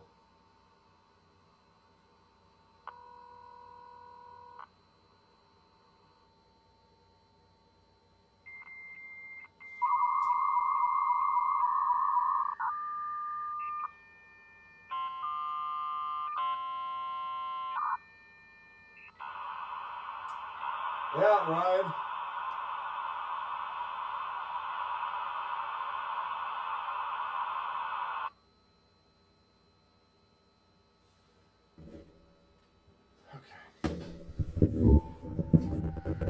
So it dialed the second modem, but again, I'm not sure if Dial-Up World supports multilinking. So all you ISPs, start support multilinking. No, no, no, no. Yeah, Ryan, it is a real pot. So yeah, I got to do that code. Save some money. Yeah, because there's a company that actually does long distance over pots that I pay. It's interesting. Uh-oh, technology guy is sending me a dangerous file over AOL. I don't think it's going to work, buddy, but we can try. Yeah, it's not going to work. It just doesn't work over AOL. Some kind of firewall. But anyway, yeah. This is Dial-Up World. I'm connected to his ISP with Voip at 33.6K.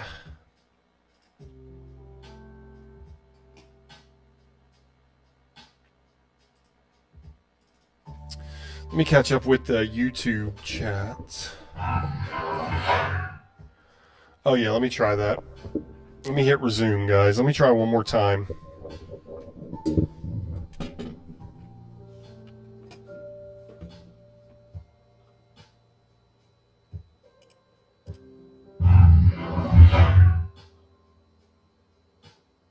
I hit the wrong button. Let me just try the whole thing again. What a doofus.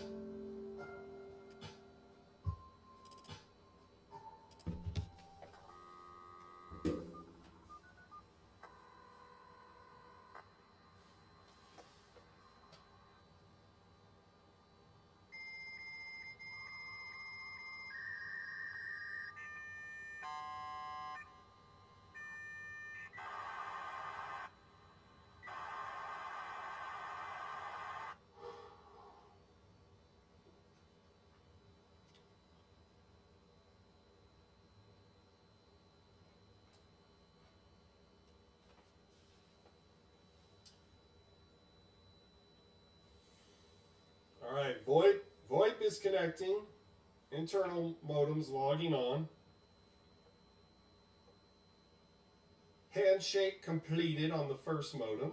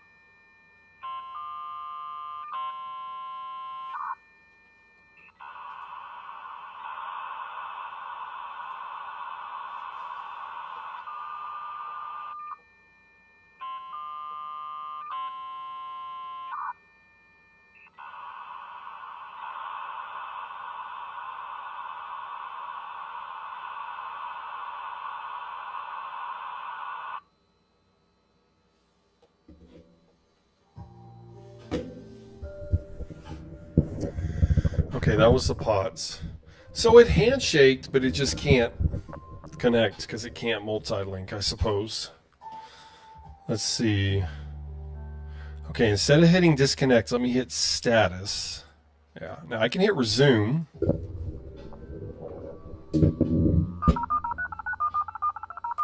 Try again.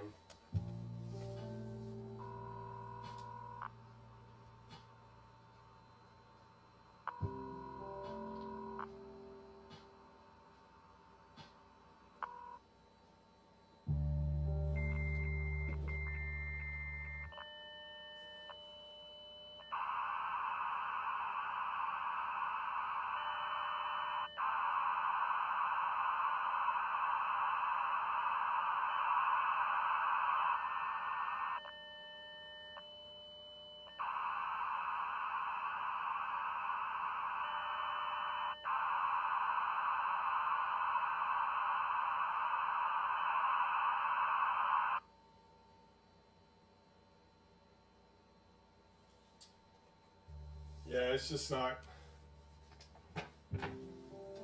going to do the second connection for different reasons, several reasons. One, because POTS has trouble connecting to VoIP for some reason. Straight to VoIP, straight to a VoIP ISP, like a home-brewed ISP, for whatever reason, I know not. G4 says, what's the toolbar showing system stats called? Would be useful for my Win98 SE machine. JotDot, can you put that in the chat? I don't remember. Let me see. Wait. We downloaded it. It's called Win System. Oh, look at all this stuff.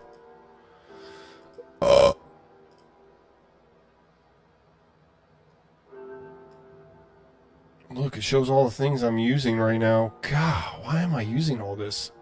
Oh, I guess I can end the task. I can kill it.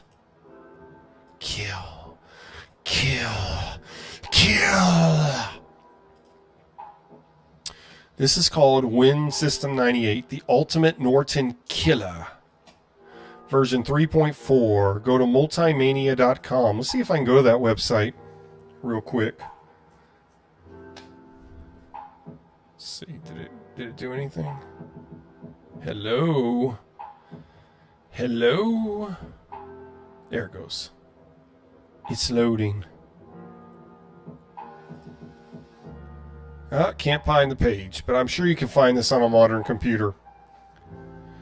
Sorry guys, I missed some of your chats. Please forgive me.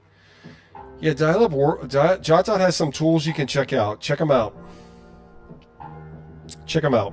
Check them out. Checking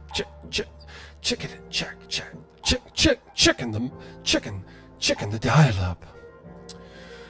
Ryan says, yeah, we talked about that. I'm gonna keep. So I'm sorry if I missed some earlier chats. Please forgive me.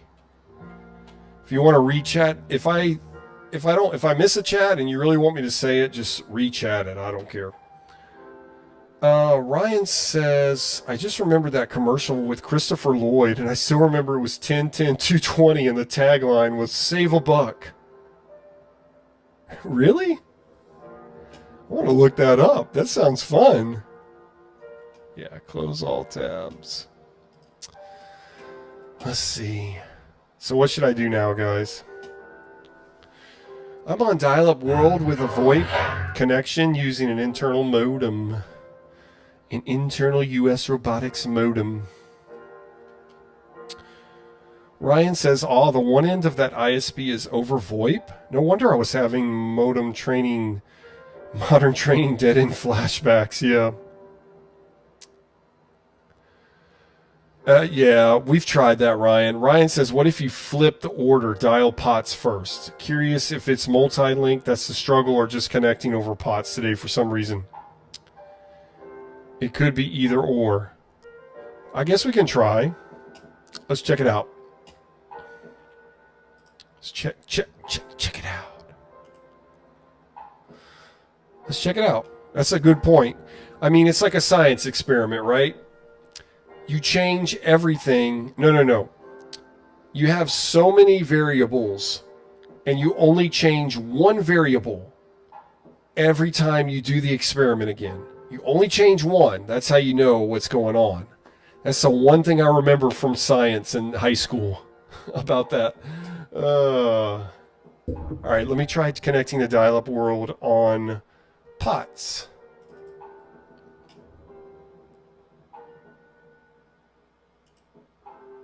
And I guess we'll multi-link as well. So what I'll do is I'll reverse it. Reverse it. Check a dial-up reverse it. It's dial-up world with VoIP, y'all. It's dial-up world with VoIP, y'all. Let's see. Okay, wait. Let me do this. Properties, multi-link. So we're going to make this. We're going to remove this and add internal on VoIP. Then we're going to go back to the general And let me change the number. And we're going to use the external first. Okay. Okay. Ba-ba-ba-ba-ba-ba-da.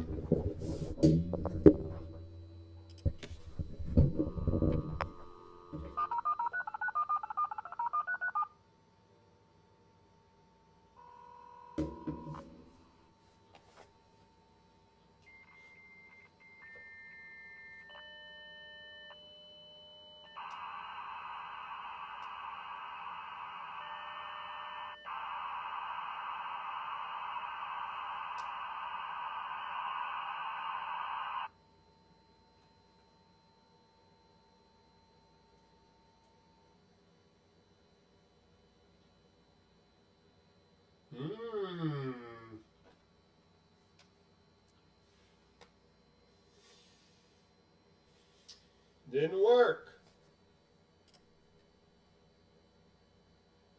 You take off the multi-linking just for now. Try one more time.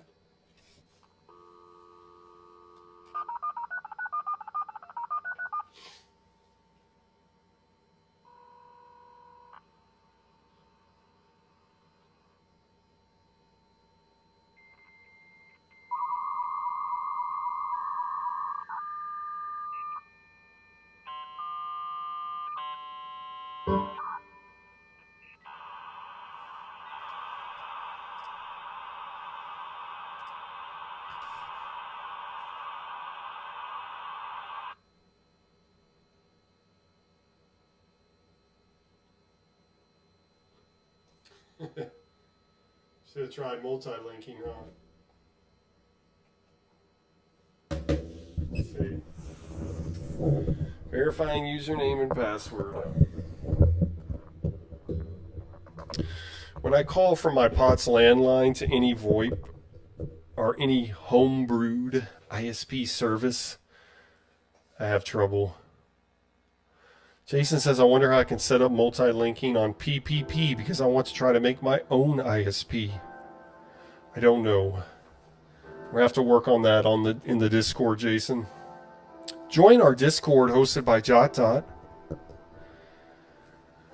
I should have tried multi-linking, huh? Dang it.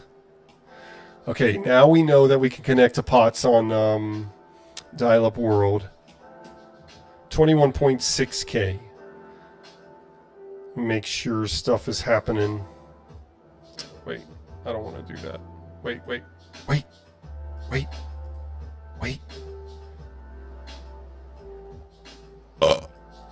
Let's just make sure it's working.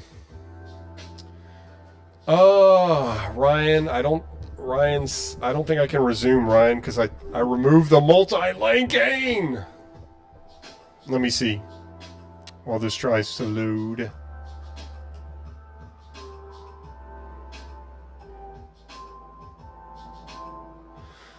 Let's try.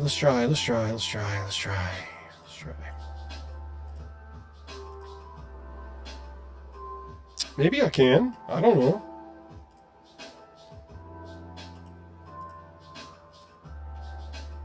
Nah, I'm gonna have to reconnect again.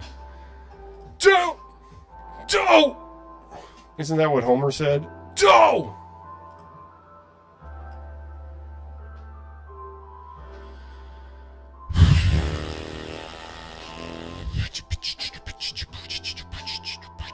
Try it again. That's what the focus of this stream is, right? Multi-linking. That's what it says on the thumbnail, right? Right? Don't you hate when people say right like 1,000 times in a conversation? So, this is how dial-up works, right? And you connect at 33.6K, right? And everybody loves Dr. Pepper, right? It's like a glitch word. It's like, and what's some other glitch words that people use? Anyway, let me try. I listen to too much too many podcasts that talk about stupid stuff like that. All right. Let's try it again. One more time. One more time. Yeah, Ryan, that's true. Half magic.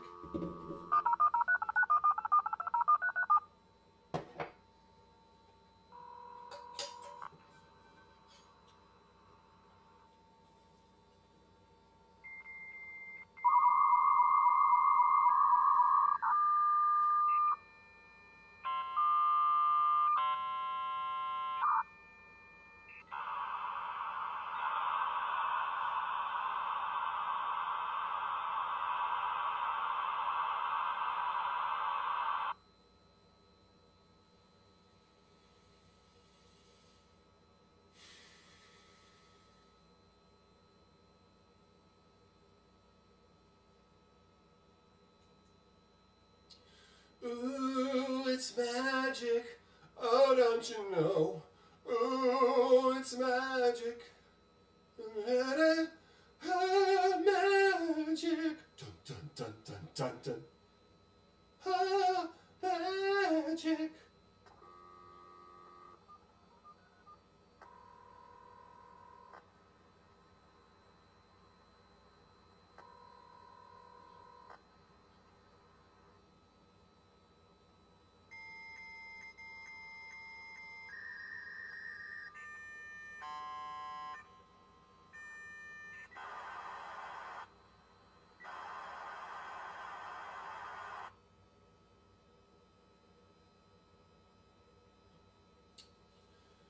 Yeah, I don't think they support multilinking.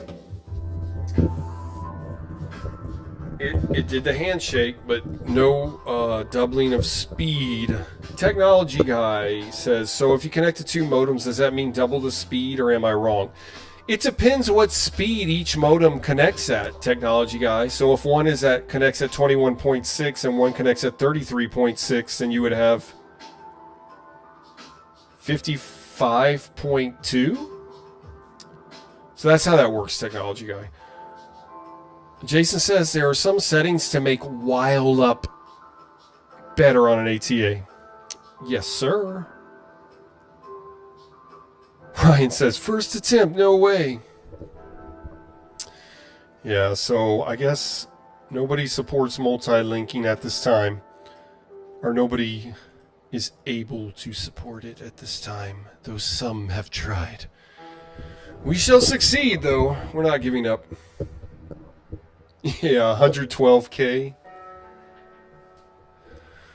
What the magic number is 56K. I need to connect to two different modems at 28.8 to get 56K. I think that's what we want.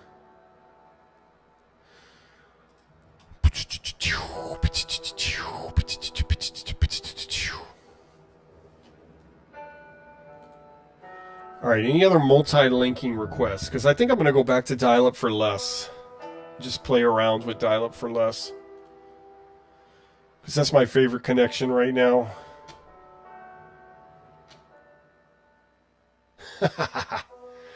No, JotDot, I blame you. Well, my phone line doesn't like any Voip, any homebrewed ISPs, really. I tried connecting to serial port with my POTS line. It didn't work. And I can connect to my POTS line with dial-up world, but it's kind of glitchy. I would say.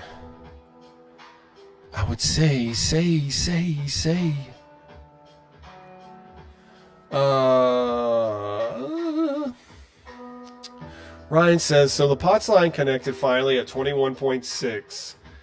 And then Voip dialed, then bombed out after connecting like butter every time. Did we learn something here? Yeah. Well, I would have done the same thing the other way, Ryan, because I've done this scientific experiment. I reversed it. I made the internal modem POTS and the external Voip. I did all that, and it kind of got the same result, unfortunately. So that is a bummer.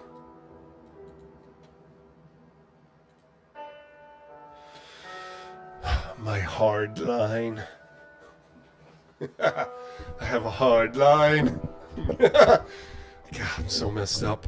All right. Anyway, this is Dial Up World. Check him out, definitely.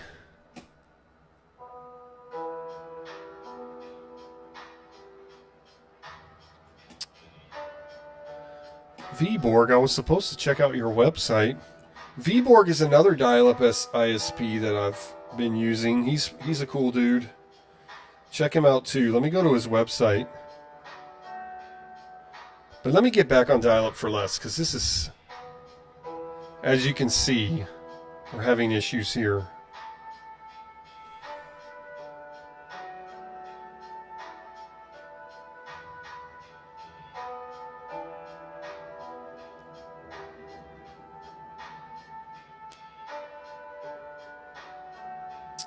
Forgot what your website was, Vborg. Are you still here? Vborg, are you here? Are you okay? Anybody JotDot, you remember Vborg's website? Alright, I'm going to disconnect. I'm going to get back on dial-up for less on my POTS line. Yar. Yar. Yar's revenge. Vborg, can you send me your website on the Discord? Let me check out your updated website. Vborg also hosts an ISP that works pretty well.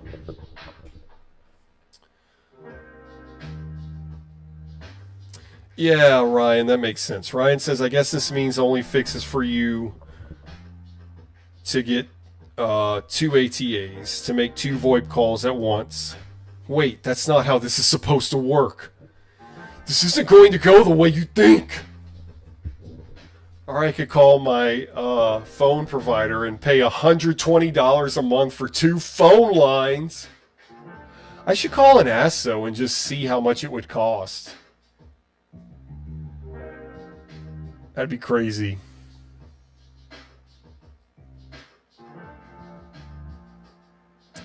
JotDot used to have 2 POTS phone lines when he was younger.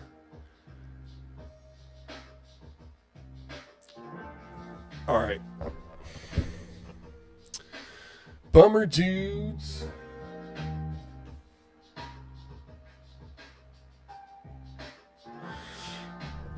Alright, my friends. Let's get on dial-up for less. So that's multilinking. Yeah, JotDot says sometimes adding the line is a lot less than the first one. Only thing I'm afraid of is if I call them and remind them about my landline, they're going to say, oh, we have to turn it off now. We can't support this. Okay, thank you, Vborg. Let me, uh-oh.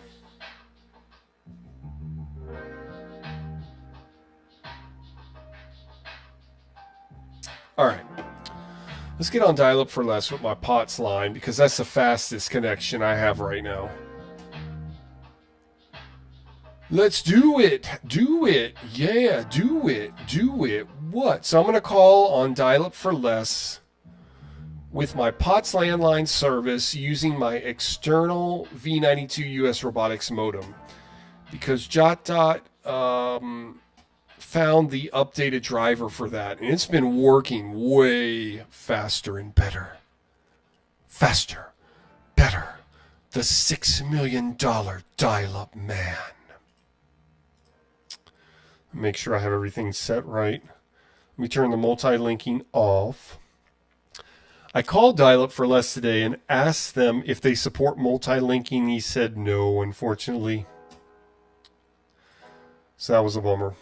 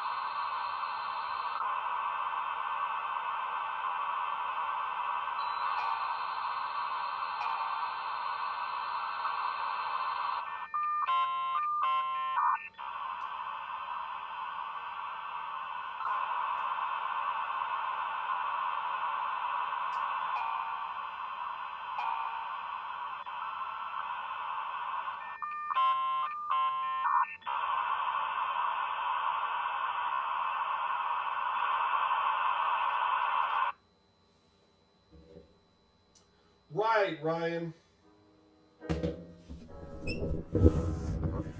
Yeah. Ryan says, so you're calling a real ISP who likely has an ISDN connection, so you can get up to 56K instead of 33.6. Yes. But for some reason, I still don't get 56. And look at that. Now it's just 24, so it's random. I'm going to I have a video to show you my dial-up infrastructure, and it is nasty. And that's probably why it's so erratic. 24K, that's actually fast for me, but it's pretty slow compared to what we've been getting. The PCM bongs, says Ryan. Yeah, it's so fun. Oh, yeah, even though it worked 2 days ago, JotDot, right?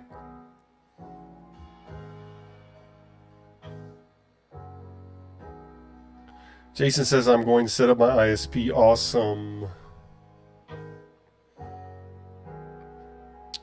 All right, 24K is enough for now. That's fine. We usually get 19.2 on my pots. 16.8, 14.4, 9.6. Crazy slow stuff like that. What? We might have to stream tomorrow, Vborg. Vborg says, after tomorrow, I should be able to support true 56K dial-in. Can't wait. Wow. It's exciting.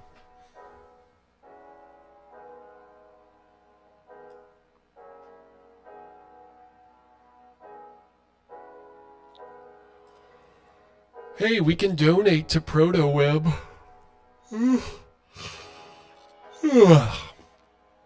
Alright, let's go to Retrozilla. Check out Vborg's. I have him as an ISP too. Vborg. Also have Juno. Juno, I tested multi-linking with Juno and it did not work. Juno gives you 10 free hours of dial-up a month. So I use them. Dial-up for less. Net Zero, which is Juno. They're the same. They're both run by the same company. They just kept the names. They kept them both because people are so familiar with either Juno or Net Zero.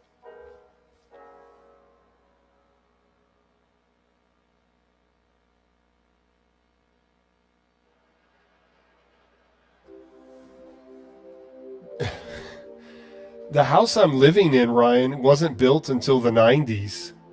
I think this house that I'm living in we checked it on Zillow or whatever. It's built in 1992. But yeah, copper supported the telegram, Morse code. The copper wire was a big thing during Eisenhower's presidency. He was really big about getting the copper wire infrastructure everywhere across the United States.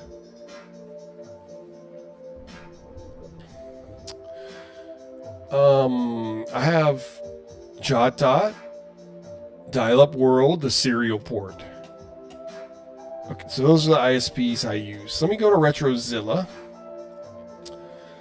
Let me check the chat and get back on IRC and AOL. So yeah, Ryan, I was responding to your comment where you say you're assuming the copper plant outside the house is much better. They're shutting down copper because the techs keep abandoning old pairs. Yeah, the copper was probably originally run in the 70s. Probably actually a lot way more back.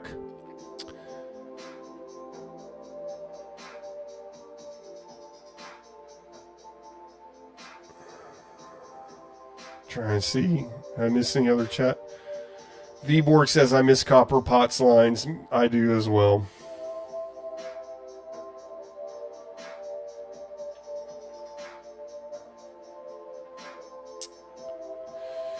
Yeah, Jason, I can cover it up with my face. Jason says there's no way for you to dial my number on stream without showing it. I can take my camera stream and put it on top of the computer screen. Ryan says, I have a telephone pole here with a phone box on it, and every time the phone guy is here, there's scraps on the ground, just cutting and abandoning. Yeah. Yeah, they didn't want to give me a phone line here, but we got them to.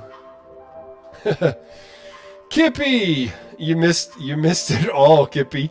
2 modems at the same time, says Kippy. Yeah. It's called multilinking, but we can't get it to work correctly yet. But we just tried like a million times. Just rewind the stream just like 15 minutes, 20 minutes. But we've kind of given up on that for now. Let's see.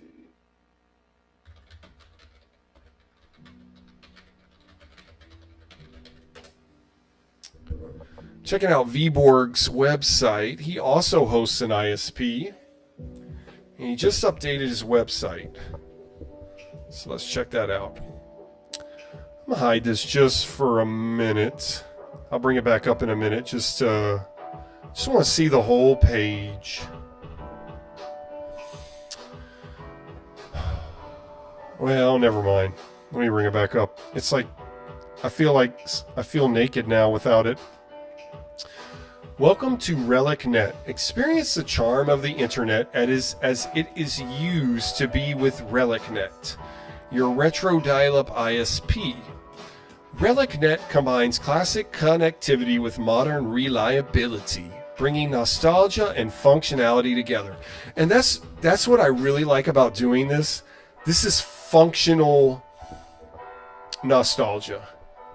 This isn't just like I'm dialing up and making the sound and then doing nothing. No, I'm getting on websites, I'm watching videos, I'm listening to audio, I am looking at cool GIFs, I'm downloading stuff. So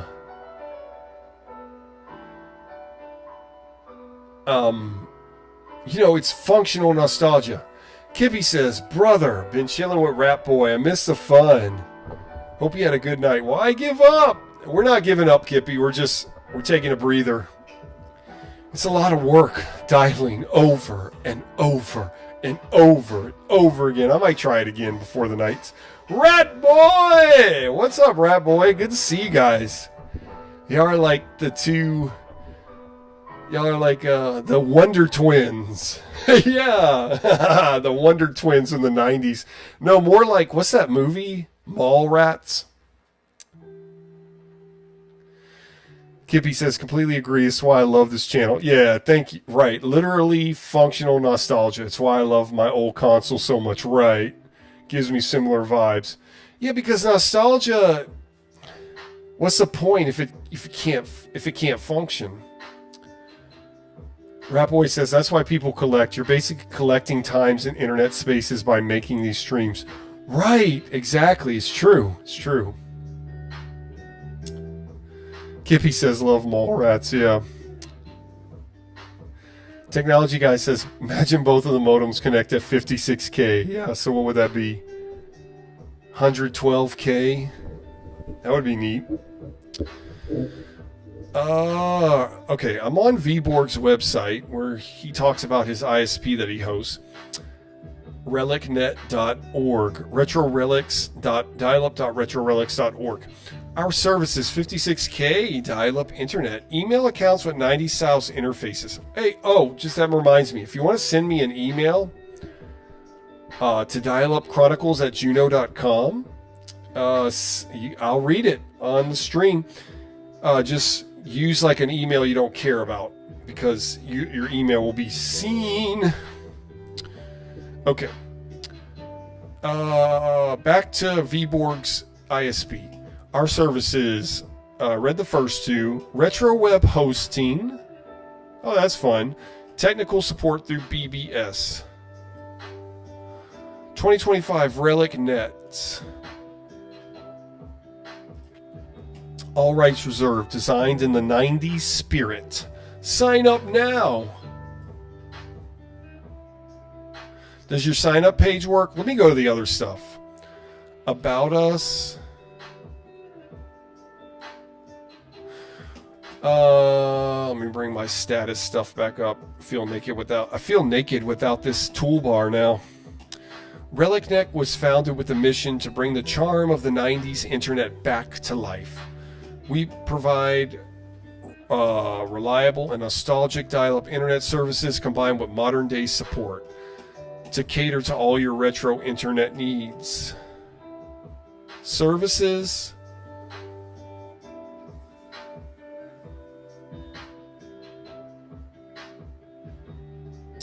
Okay, VBoard. Cool.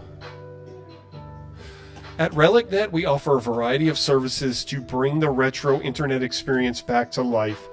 56K dial-up internet, reliable and nostalgic connectivity, email accounts, classic interfaces with a retro twist, web hosting, host your vintage-style websites with us, support personalized help via modern tools and BBS systems.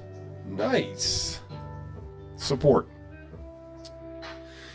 Kippy says, I was still a wee lad when my parents got our nice, powerful Windows 94 computer, and I played some goofy learning games back then, but never got much into computers until many years later. Me too, Kippy. When I was young, I played Warcraft 2, and I learned how to type with Mavis Beacon Teaches Typing. That's pretty much all I remember about my computer. Like, that's my most strongest memories. I remember seeing Wolverine load up at 14.4K, like...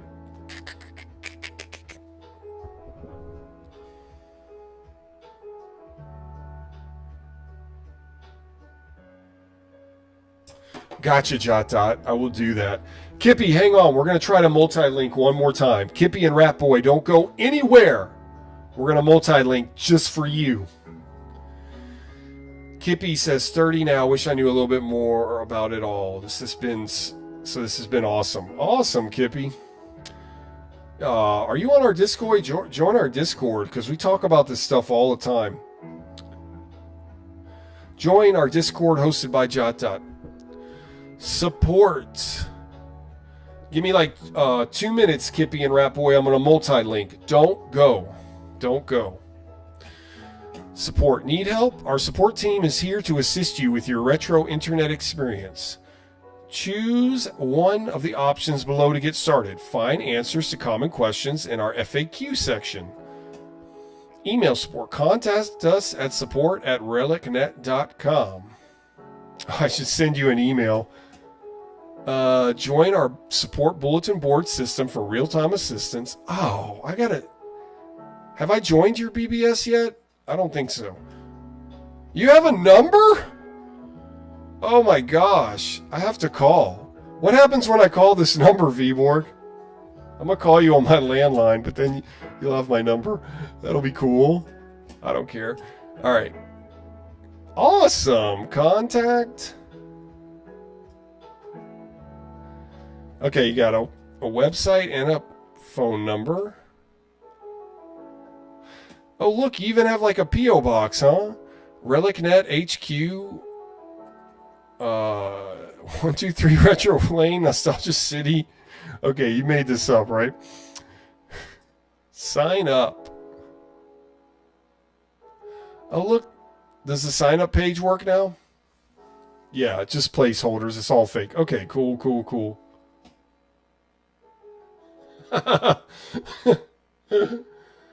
Oh man, I thought that was all real for a second, VBorg. You had me going for a second there. All right, we're gonna try multi-linking one more time. So I'm gonna disconnect from dial-up for less,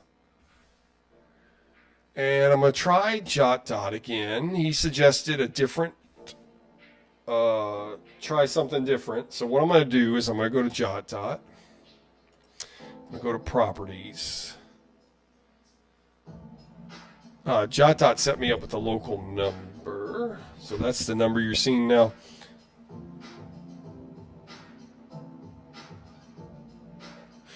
Okay. So what I'm going to do is I'm going to call JotDot with my external modem on POTS.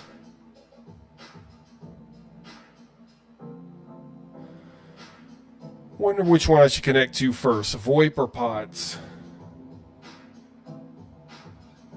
Okay, Vborg, I'm going to send you an email in just a minute. Sweet. I need to check my email anyway. I'm going to call you on the internal modem. Wait. Yeah, I'm going to call you on the internal modem first with the local number, and then when I set up the multi-link, I'm going to use the external, and I'm going to use a different number that he has.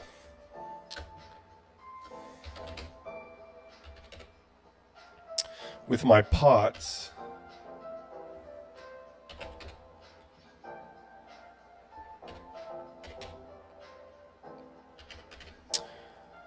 God, it's a long number. All right, let's try it. Let's try it. Let's try it. Let's try it. Baby boys. Baby dial-up boys. Here we go. So, Kippy and Ratboy, especially since you guys just joined, we're going to call JotDot as an ISP twice with 2 different modems and hopefully increase our speed. But we've been having trouble making it work. So really this is more of a demonstration of what multi-linking is rather than...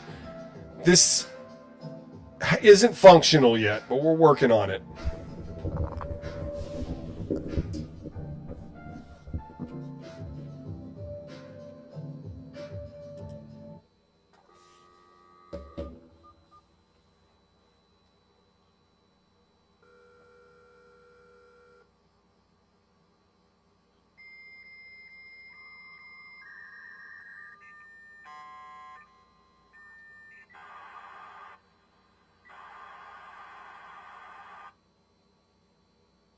Oh.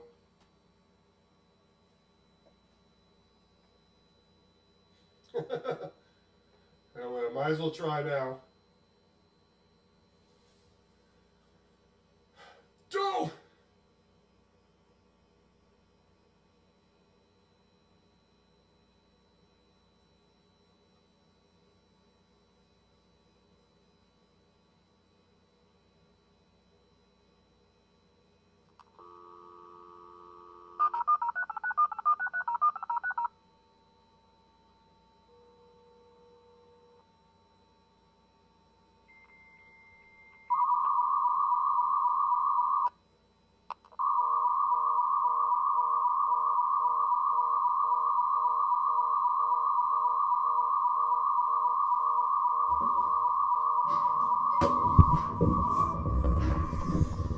Okay, I did it the wrong way. Hang on. Let me fix this. Oh my gosh, that sound will not stop. Let me disconnect. Goodness gracious. Alright. Go back to JotDot.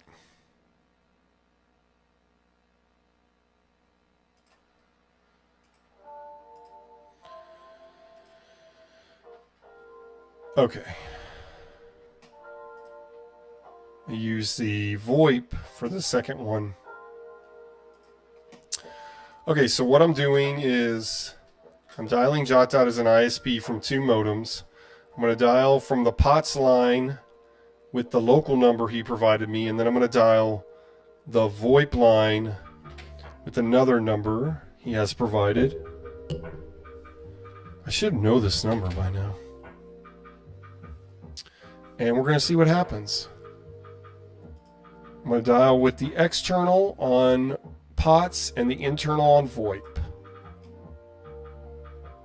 Alright, let's try again.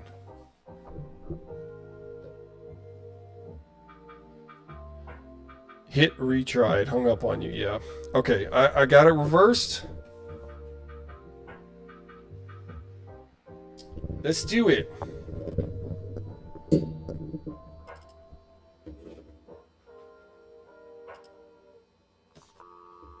First call, POTS.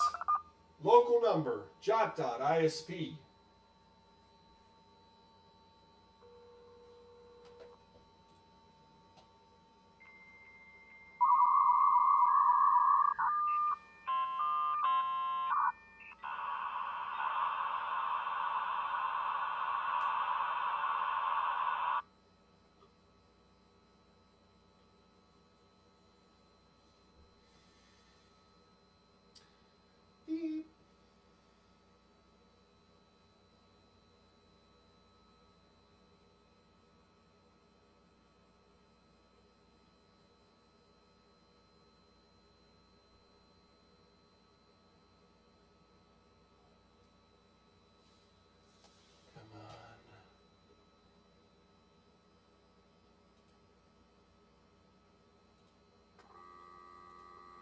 All right, second connection.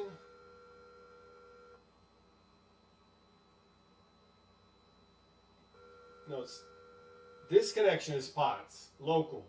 I said it all wrong.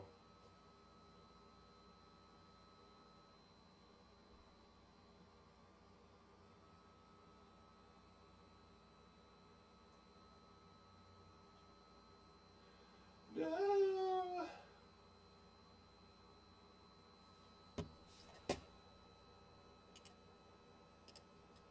I just won't do the second one. Oh wait, it's still trying to.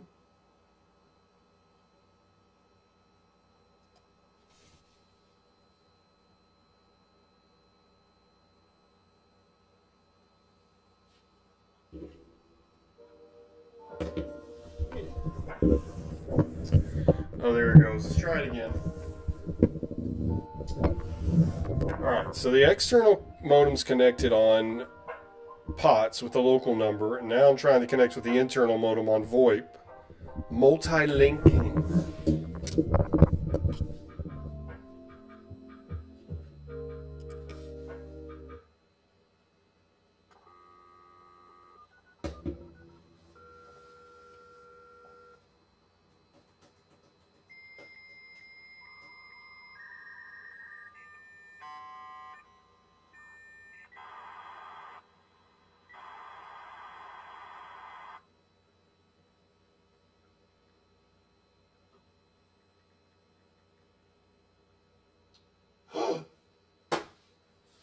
Holy guacamole! It worked. We did it. 48K. Hallelujah. Hallelujah. Hallelujah. Hallelujah. Hallelujah. Hallelujah. Hallelujah. Hallelujah. All right. Thank you, Father. Thank you, Jesus. Wow. Thank you, Jesus. It's so cool. Worked. See how long it works. I am connected. I have dialed in with two modems at the same time into JotDot with two different numbers into his ISP. And so it's not... So I connected in the POTS with 21.6, right? So that means... What's 21 minus 48? 27. So the Voip connected at 26.8. Wow. No, this is the first time on stream this has happened, Canadian Toast. Yeah. JotDot, you better make that last longer than 30 seconds. Do something! We did it! We did it, guys. We multi-linked. Functional nostalgia again. 26.4 says Ryan, yeah. Okay, but the speed might not actually represent 48 because, again, I'm connected to a homebrewed line using a POTS landline as one of the connections. So we're going to have some packet loss, unfortunately. But there it is. Whoop, there it is. Whoop, there it is. I said whoop, there it is. At least we did it. Multilinking in 2025. Yes, technology guy.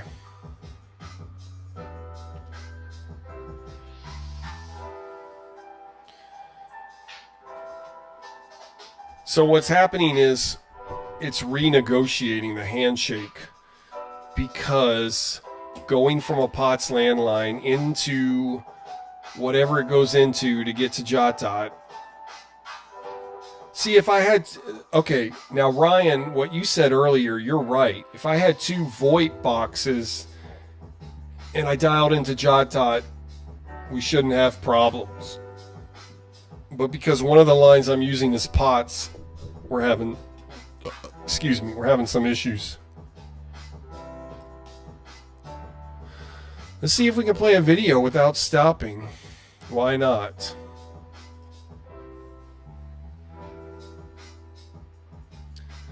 Technology guy says connect to AOL. Yes, sir. Give me a second. I wanted to focus on getting us a video. Because now, theoretically, we should be able to watch a video and it shouldn't stop. Theoretically.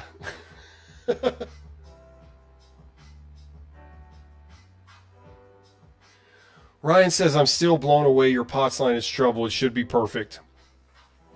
Well, like you said earlier, the infrastructure is dying. And it's not being kept up because it's too much money and nobody has a POTS line. So why would they keep fixing it? Also, I think the other problem is... Okay, another thing, Ryan, my POTS works awesome when I'm connected to... My POTS usually works awesome when I'm connected to Juno or Dial-Up for Less. But when I connect to homebrewed ISPs, I have trouble. But also, Ryan, here's the thing.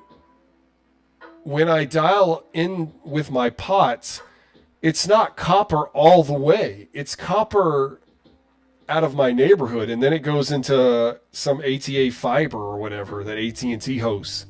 So that's the issue with that too. All right, well, we had success. I'm happy. I'm happy. Let's reconnect.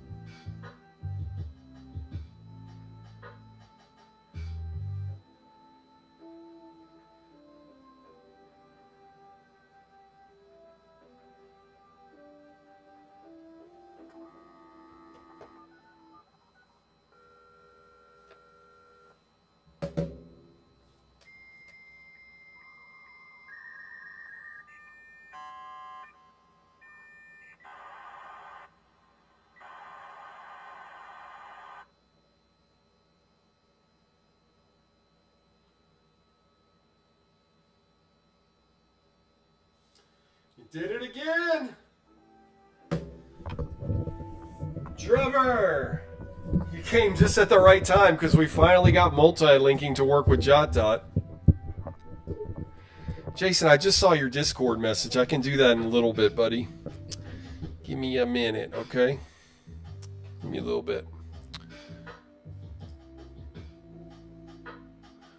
But we got it to at least... As you can see, the speed is 45.6. Now, how well it's going to actually work is questionable just because... I guess because of my POTS line. Yeah, Ryan, like, I've had to call AT&T enough times to come and fix the line. Like, if it rains, the line gets real noisy or the line stops working sometimes. I'm just, like, anytime it's working, I'm so happy. You know, it'll work for, like, 2, 3, 4, 5, 6 months even at a time. 7, 8 months, maybe 9 months at the most it's worked without me having to call them to come fix something. But it's a dying infrastructure. Rats get into the black boxes, or, no, birds. One of the AT&T techs told me that birds get into the black boxes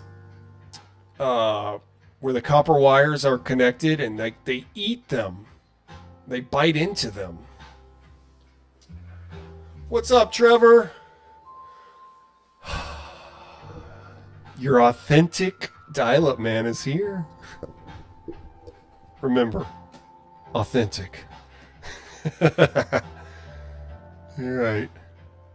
See if we can get anything to really, like, but we're not experiencing the 45 speed just yet.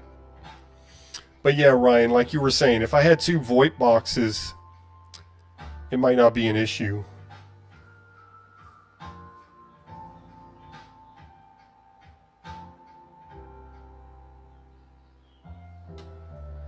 All right, come on, come on. I don't know why it's a black background. It was white earlier.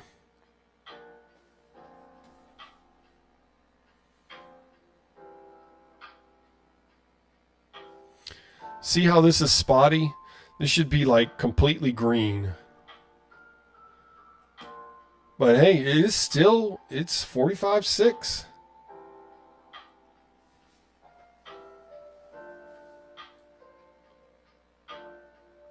So pretty cool. We got it to work at least. At least it happened. At least I could show you guys.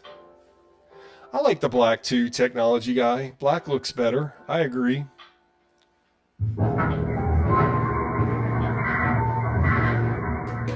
Greetings and welcome to an LVR computer conference watch along commentary type of thing. Yeah, I did one of these for a Christmas episode.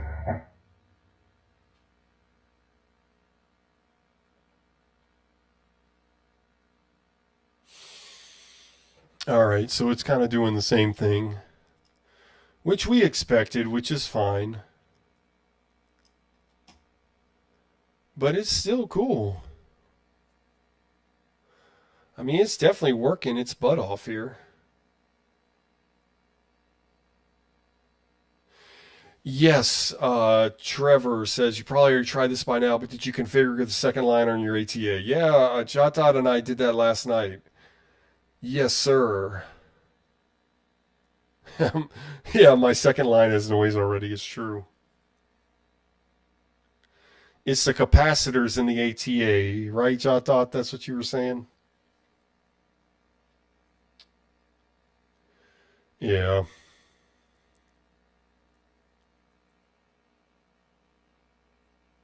Let's give it a minute. It's still cool, though. Multilinking. No. No. Yeah, so we're renegotiating those packets. That's what's happening here.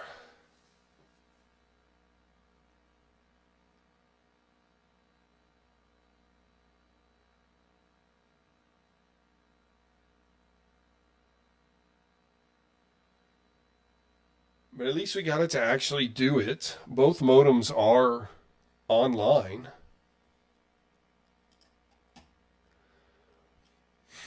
But, you know, we're having issues, as you can see. As you can see, as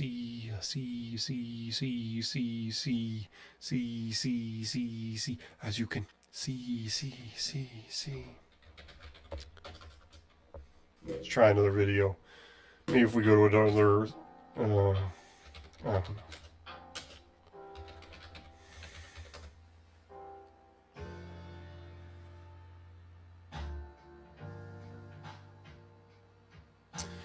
Trevor says, but yet I spilled water over mine and it still works. Surprisingly, it's just ringing voltage. And it's not being produced so my phone doesn't ring all the time. That's cool.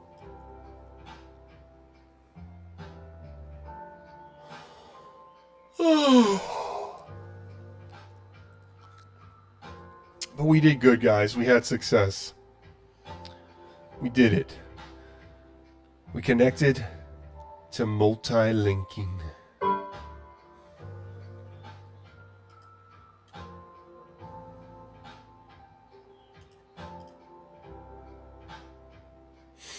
Both devices are connected.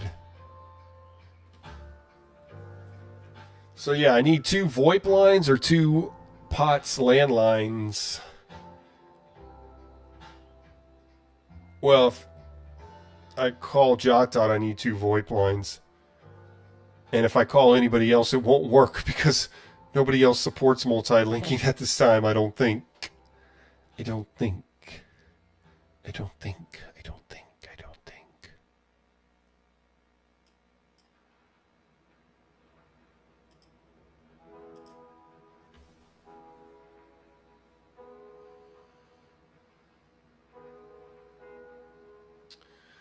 Trevor says, so I'm reading the Discord. Are you telling me dial-up for less disabled multi-link?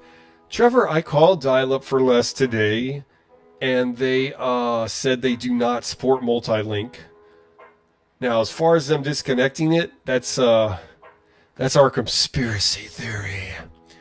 Because, I mean, you saw I called dial-up for less, and we did multi-link. And then the next day, which was last night, I could not multi-link with dial-up for less anymore. And then I called them today and asked them, and they said they don't support it. So that's the story there. So we're very suspicious of dial-up for less.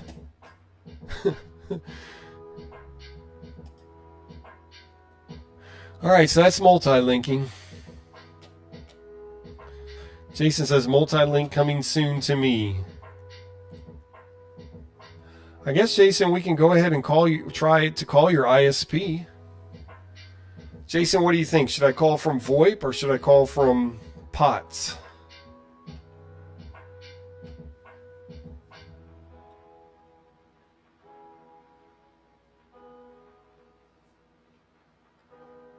Yeah, Trevor says, oh, they caught you. Yeah, that's what happened.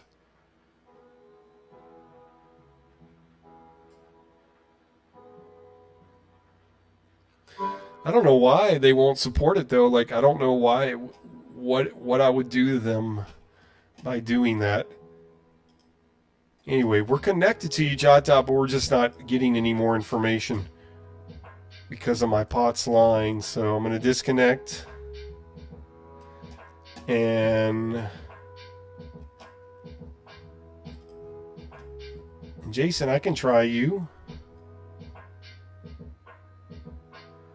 I'll try the POTS. I'll try the exterior modem. Call it Jason ISP. Hit next. Alright, so you want me to cover this up, right? So Jason wants me to try to dial up his ISP. So I need to cover up his number for him. Did that work? Uh-oh. My camera went away.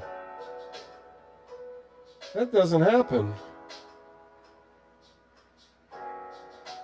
Uh-oh.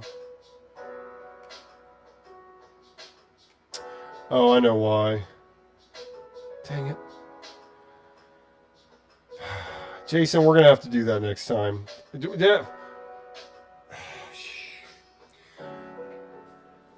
Because I have it set in OBS where my screen goes under the other screen. And my wife did it for me. I can't remember how to fix it. Jason, why don't we do that? Let's do that on the Discord first. And then once we have some kind of success, we'll try it on the stream. Let's do that. And let me get my wife to show me how to fix that. So, let's do that next time. Sorry about that, Jason. Okay, Trevor says, well, if I was an ISP and they did that to me, that would be the last time that I give them any money. Yeah, but we can't confirm it. We can only suspect. Unfortunately. And it's my best POTS landline connection right now still, so. Yeah, JotDot, that's what I did. I did drag the video, but I have it set up to where the video goes under. Okay, anyway, it's a delay. That's why it's a delay. Guys, let's do a few more things. I think I'm going to kind of close out the stream. Come to a closing point. We're almost at 3 hours, so that's good. I'm glad. I want to start streaming longer on Fridays at least. JotDot, also just a thought. Maybe we could stream Warcraft 2 again this Sunday if you want. That'd be a fun stream.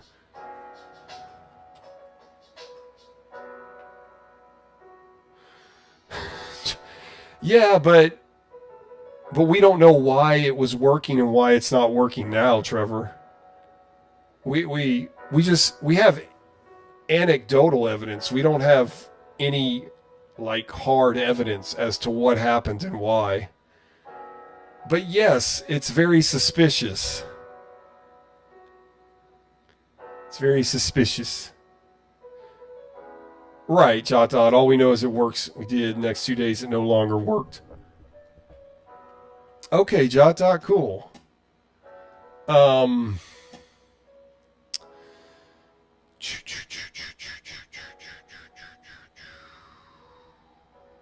And with that, I'm going to connect back to Dial Up for Less, the extremely suspicious ISP.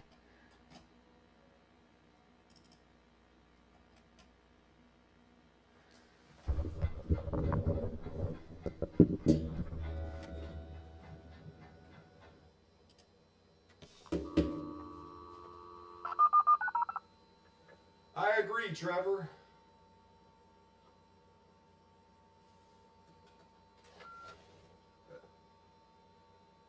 But I have this always by my side now.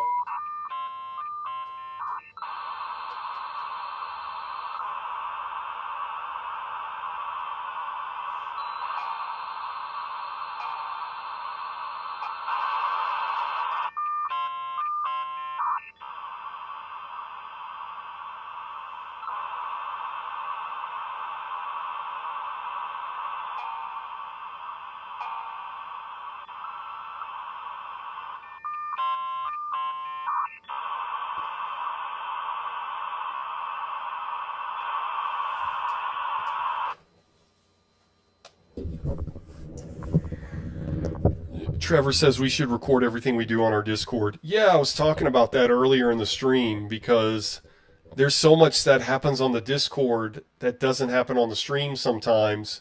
And it's good B-roll too for like YouTube videos in the future and stuff. JotDot says we could dang, now it's even slower.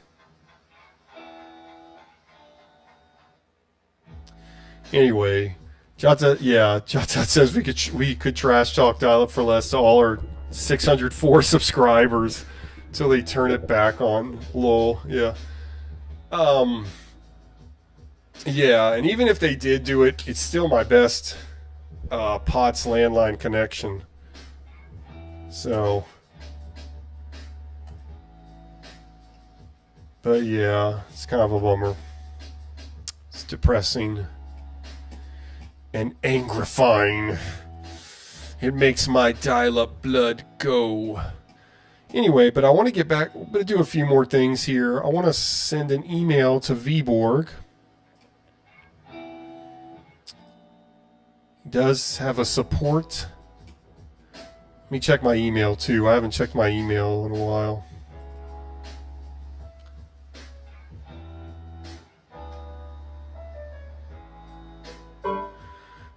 Trevor says, well, I do have publishing rights on a YouTube channel. Has almost 2,000 subscribers. Oh, awesome. That's cool. Talk them down. Problem is, I doubt Dial Up for Less would ever see it or even know what's going on. So, I don't know if we'd get anywhere with that.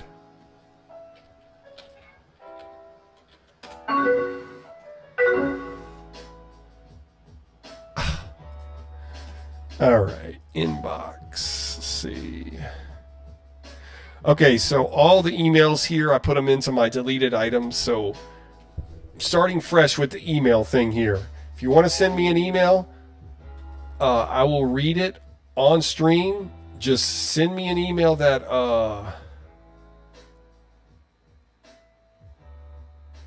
the sign up page itself.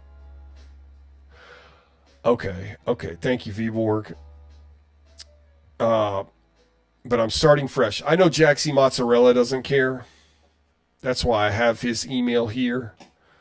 That's the only one. But I took all the rest off, just starting from scratch. If you want to send me an email, send me an email. Just send me an email with an email that you do not care about, because it will be shown on YouTube. So that's my disclaimer.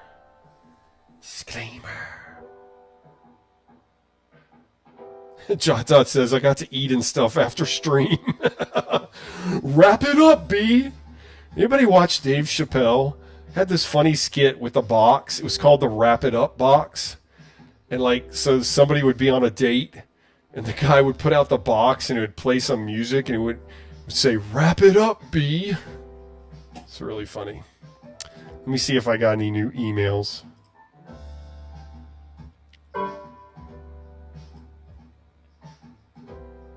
Nope. All right, let me send an email to Vborg.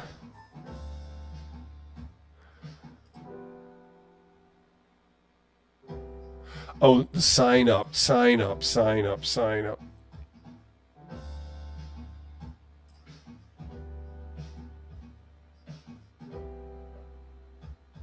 Only thing that sends me an email is the sign up page. Okay. Cool. Dial-Up Chronicles. Dial-Up Chronicles at juno.com. All right, sign up.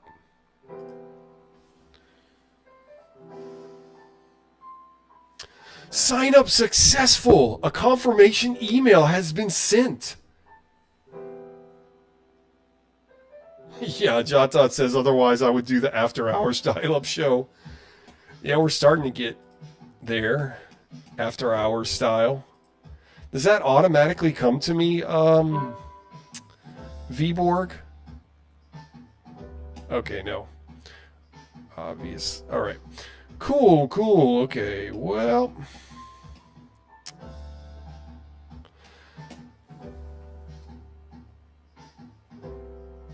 No, Trevor. Well, Trevor says I could probably do one, but would get no views. Yeah, it just takes time. I mean, when I started this channel, I had 10 subscribers, and that was because I called my sister and my friend, and I got all my proxy YouTube channels and my wife. That's how I got my first 10 subscribers. I mean, I guess you know how to build a channel, but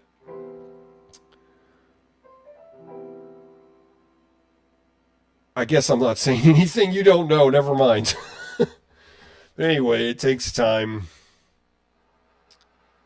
It takes time. I think the first time I started streaming, I would get like 3 to 5 viewers. And now I get 10. I've doubled. But anyway, you obviously know about all that already. So I'm not telling you anything you don't know already.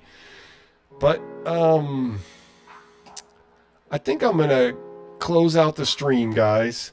We had success. We did multi-link. It's not functional yet, but we did multi-link. Oh, let me check my email real quick. Vborg sent me an email.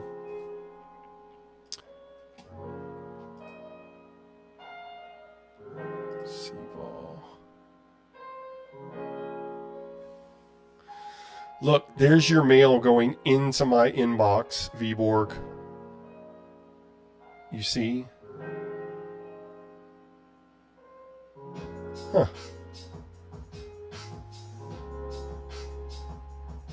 Come on, baby. Come on.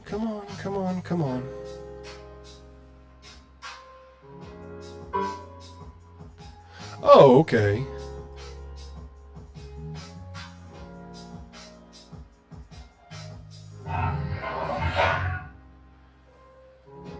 Oh, hello. Trevor says, channel I'm referring to that has 2,000 subscribers, my friend's channel, when he can't do stuff. We upload things as well. Oh, fun. That's a good way to, like, start, though. Trevor's, a couple months ago, he had a family emergency. We took over his channel, me and a few of our friends. That's awesome of you to keep his channel going. But like I was saying, you know, I started with 10 subscribers in 2021 or 2022. So it can happen. Yes! Support has sent me an email.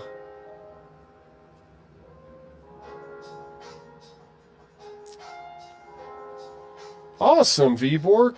Congratulations. Vborg says, I just hit 126 subs on my Retro Relics YouTube channel. Awesome. Okay, cool. The email did come to you, Vborg. Awesome. Okay.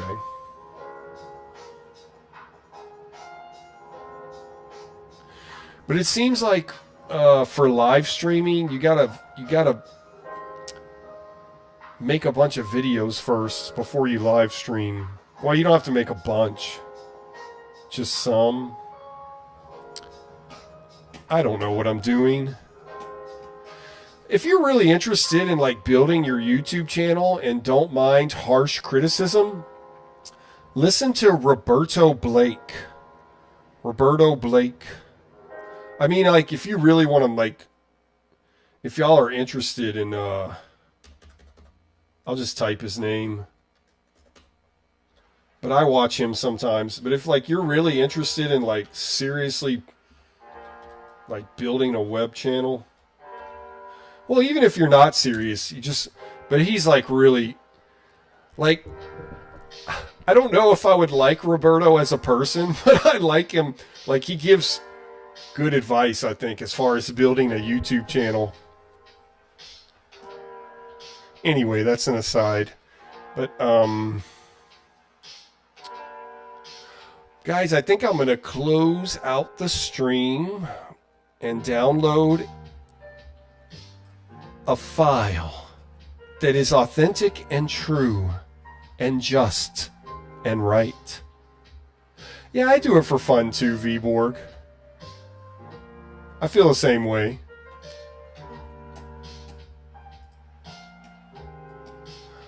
I mean, but I'm excited about my channel building too. I want to continue to... I've been getting into it lately. Let me go to FlashGet. And I'm going to download an authentic file that's authentic and true.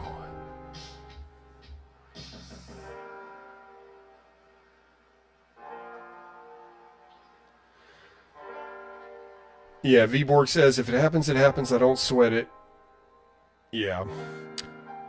Jason says I should make videos about Juno on my service where I get 46K, yeah? Yeah, and having a focus on your channel, it seems like the way to go. Trevor says, hey, what's the name of the author you use to use your cell phones as webcams? What's the name, okay, of the software you use to use your cell phone for a webcam? Yeah, Camo.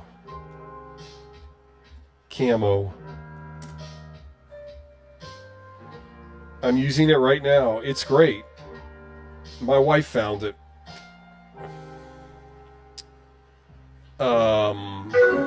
Yep. My wife found it. And it works. And the cool thing is you don't have to hardline hook your phone into your computer. It will connect through Wi-Fi or Bluetooth, whatever. Technology guy, you are back.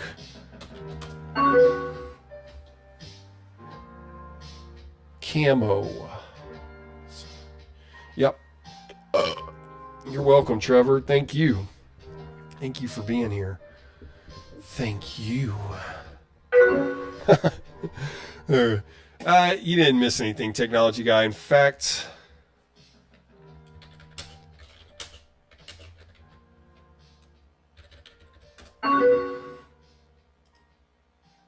oh, what did I just do?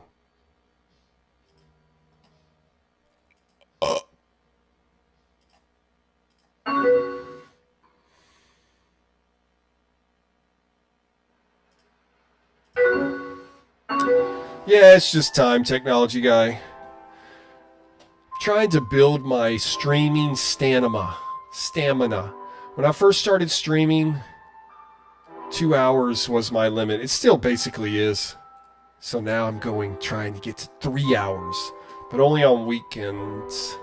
Only on Friday, Saturday, and Sundays. Guys, I'm going to let this file download for a little bit.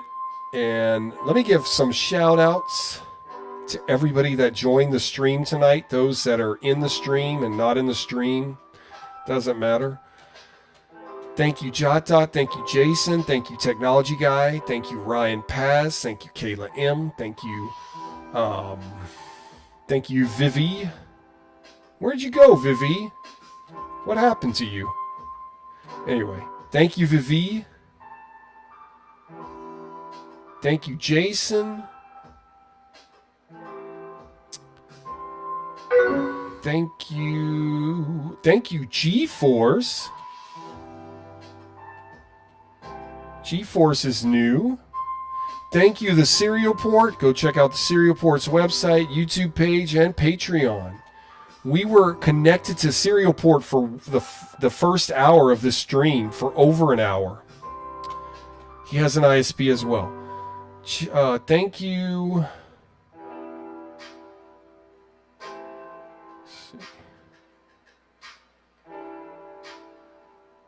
Thank you. Thank you, Africa. Thank you, India. Thank you, Afghanistan. Thank you, Vborg. Thank you, Kippy. Thank you, Rat Boy.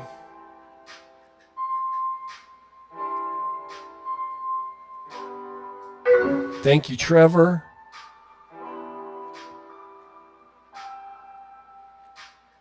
Thank you, Canadian Toast. Can't believe I almost missed you.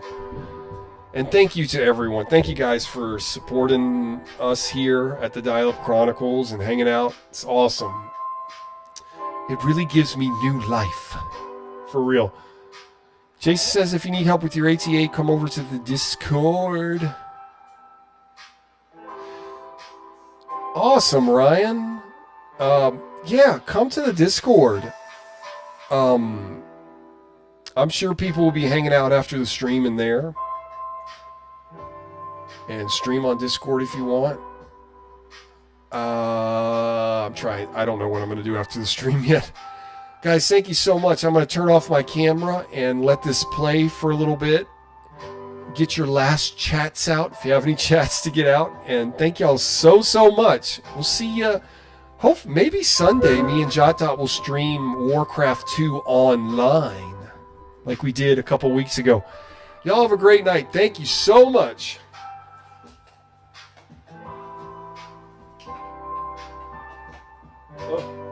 Thank you.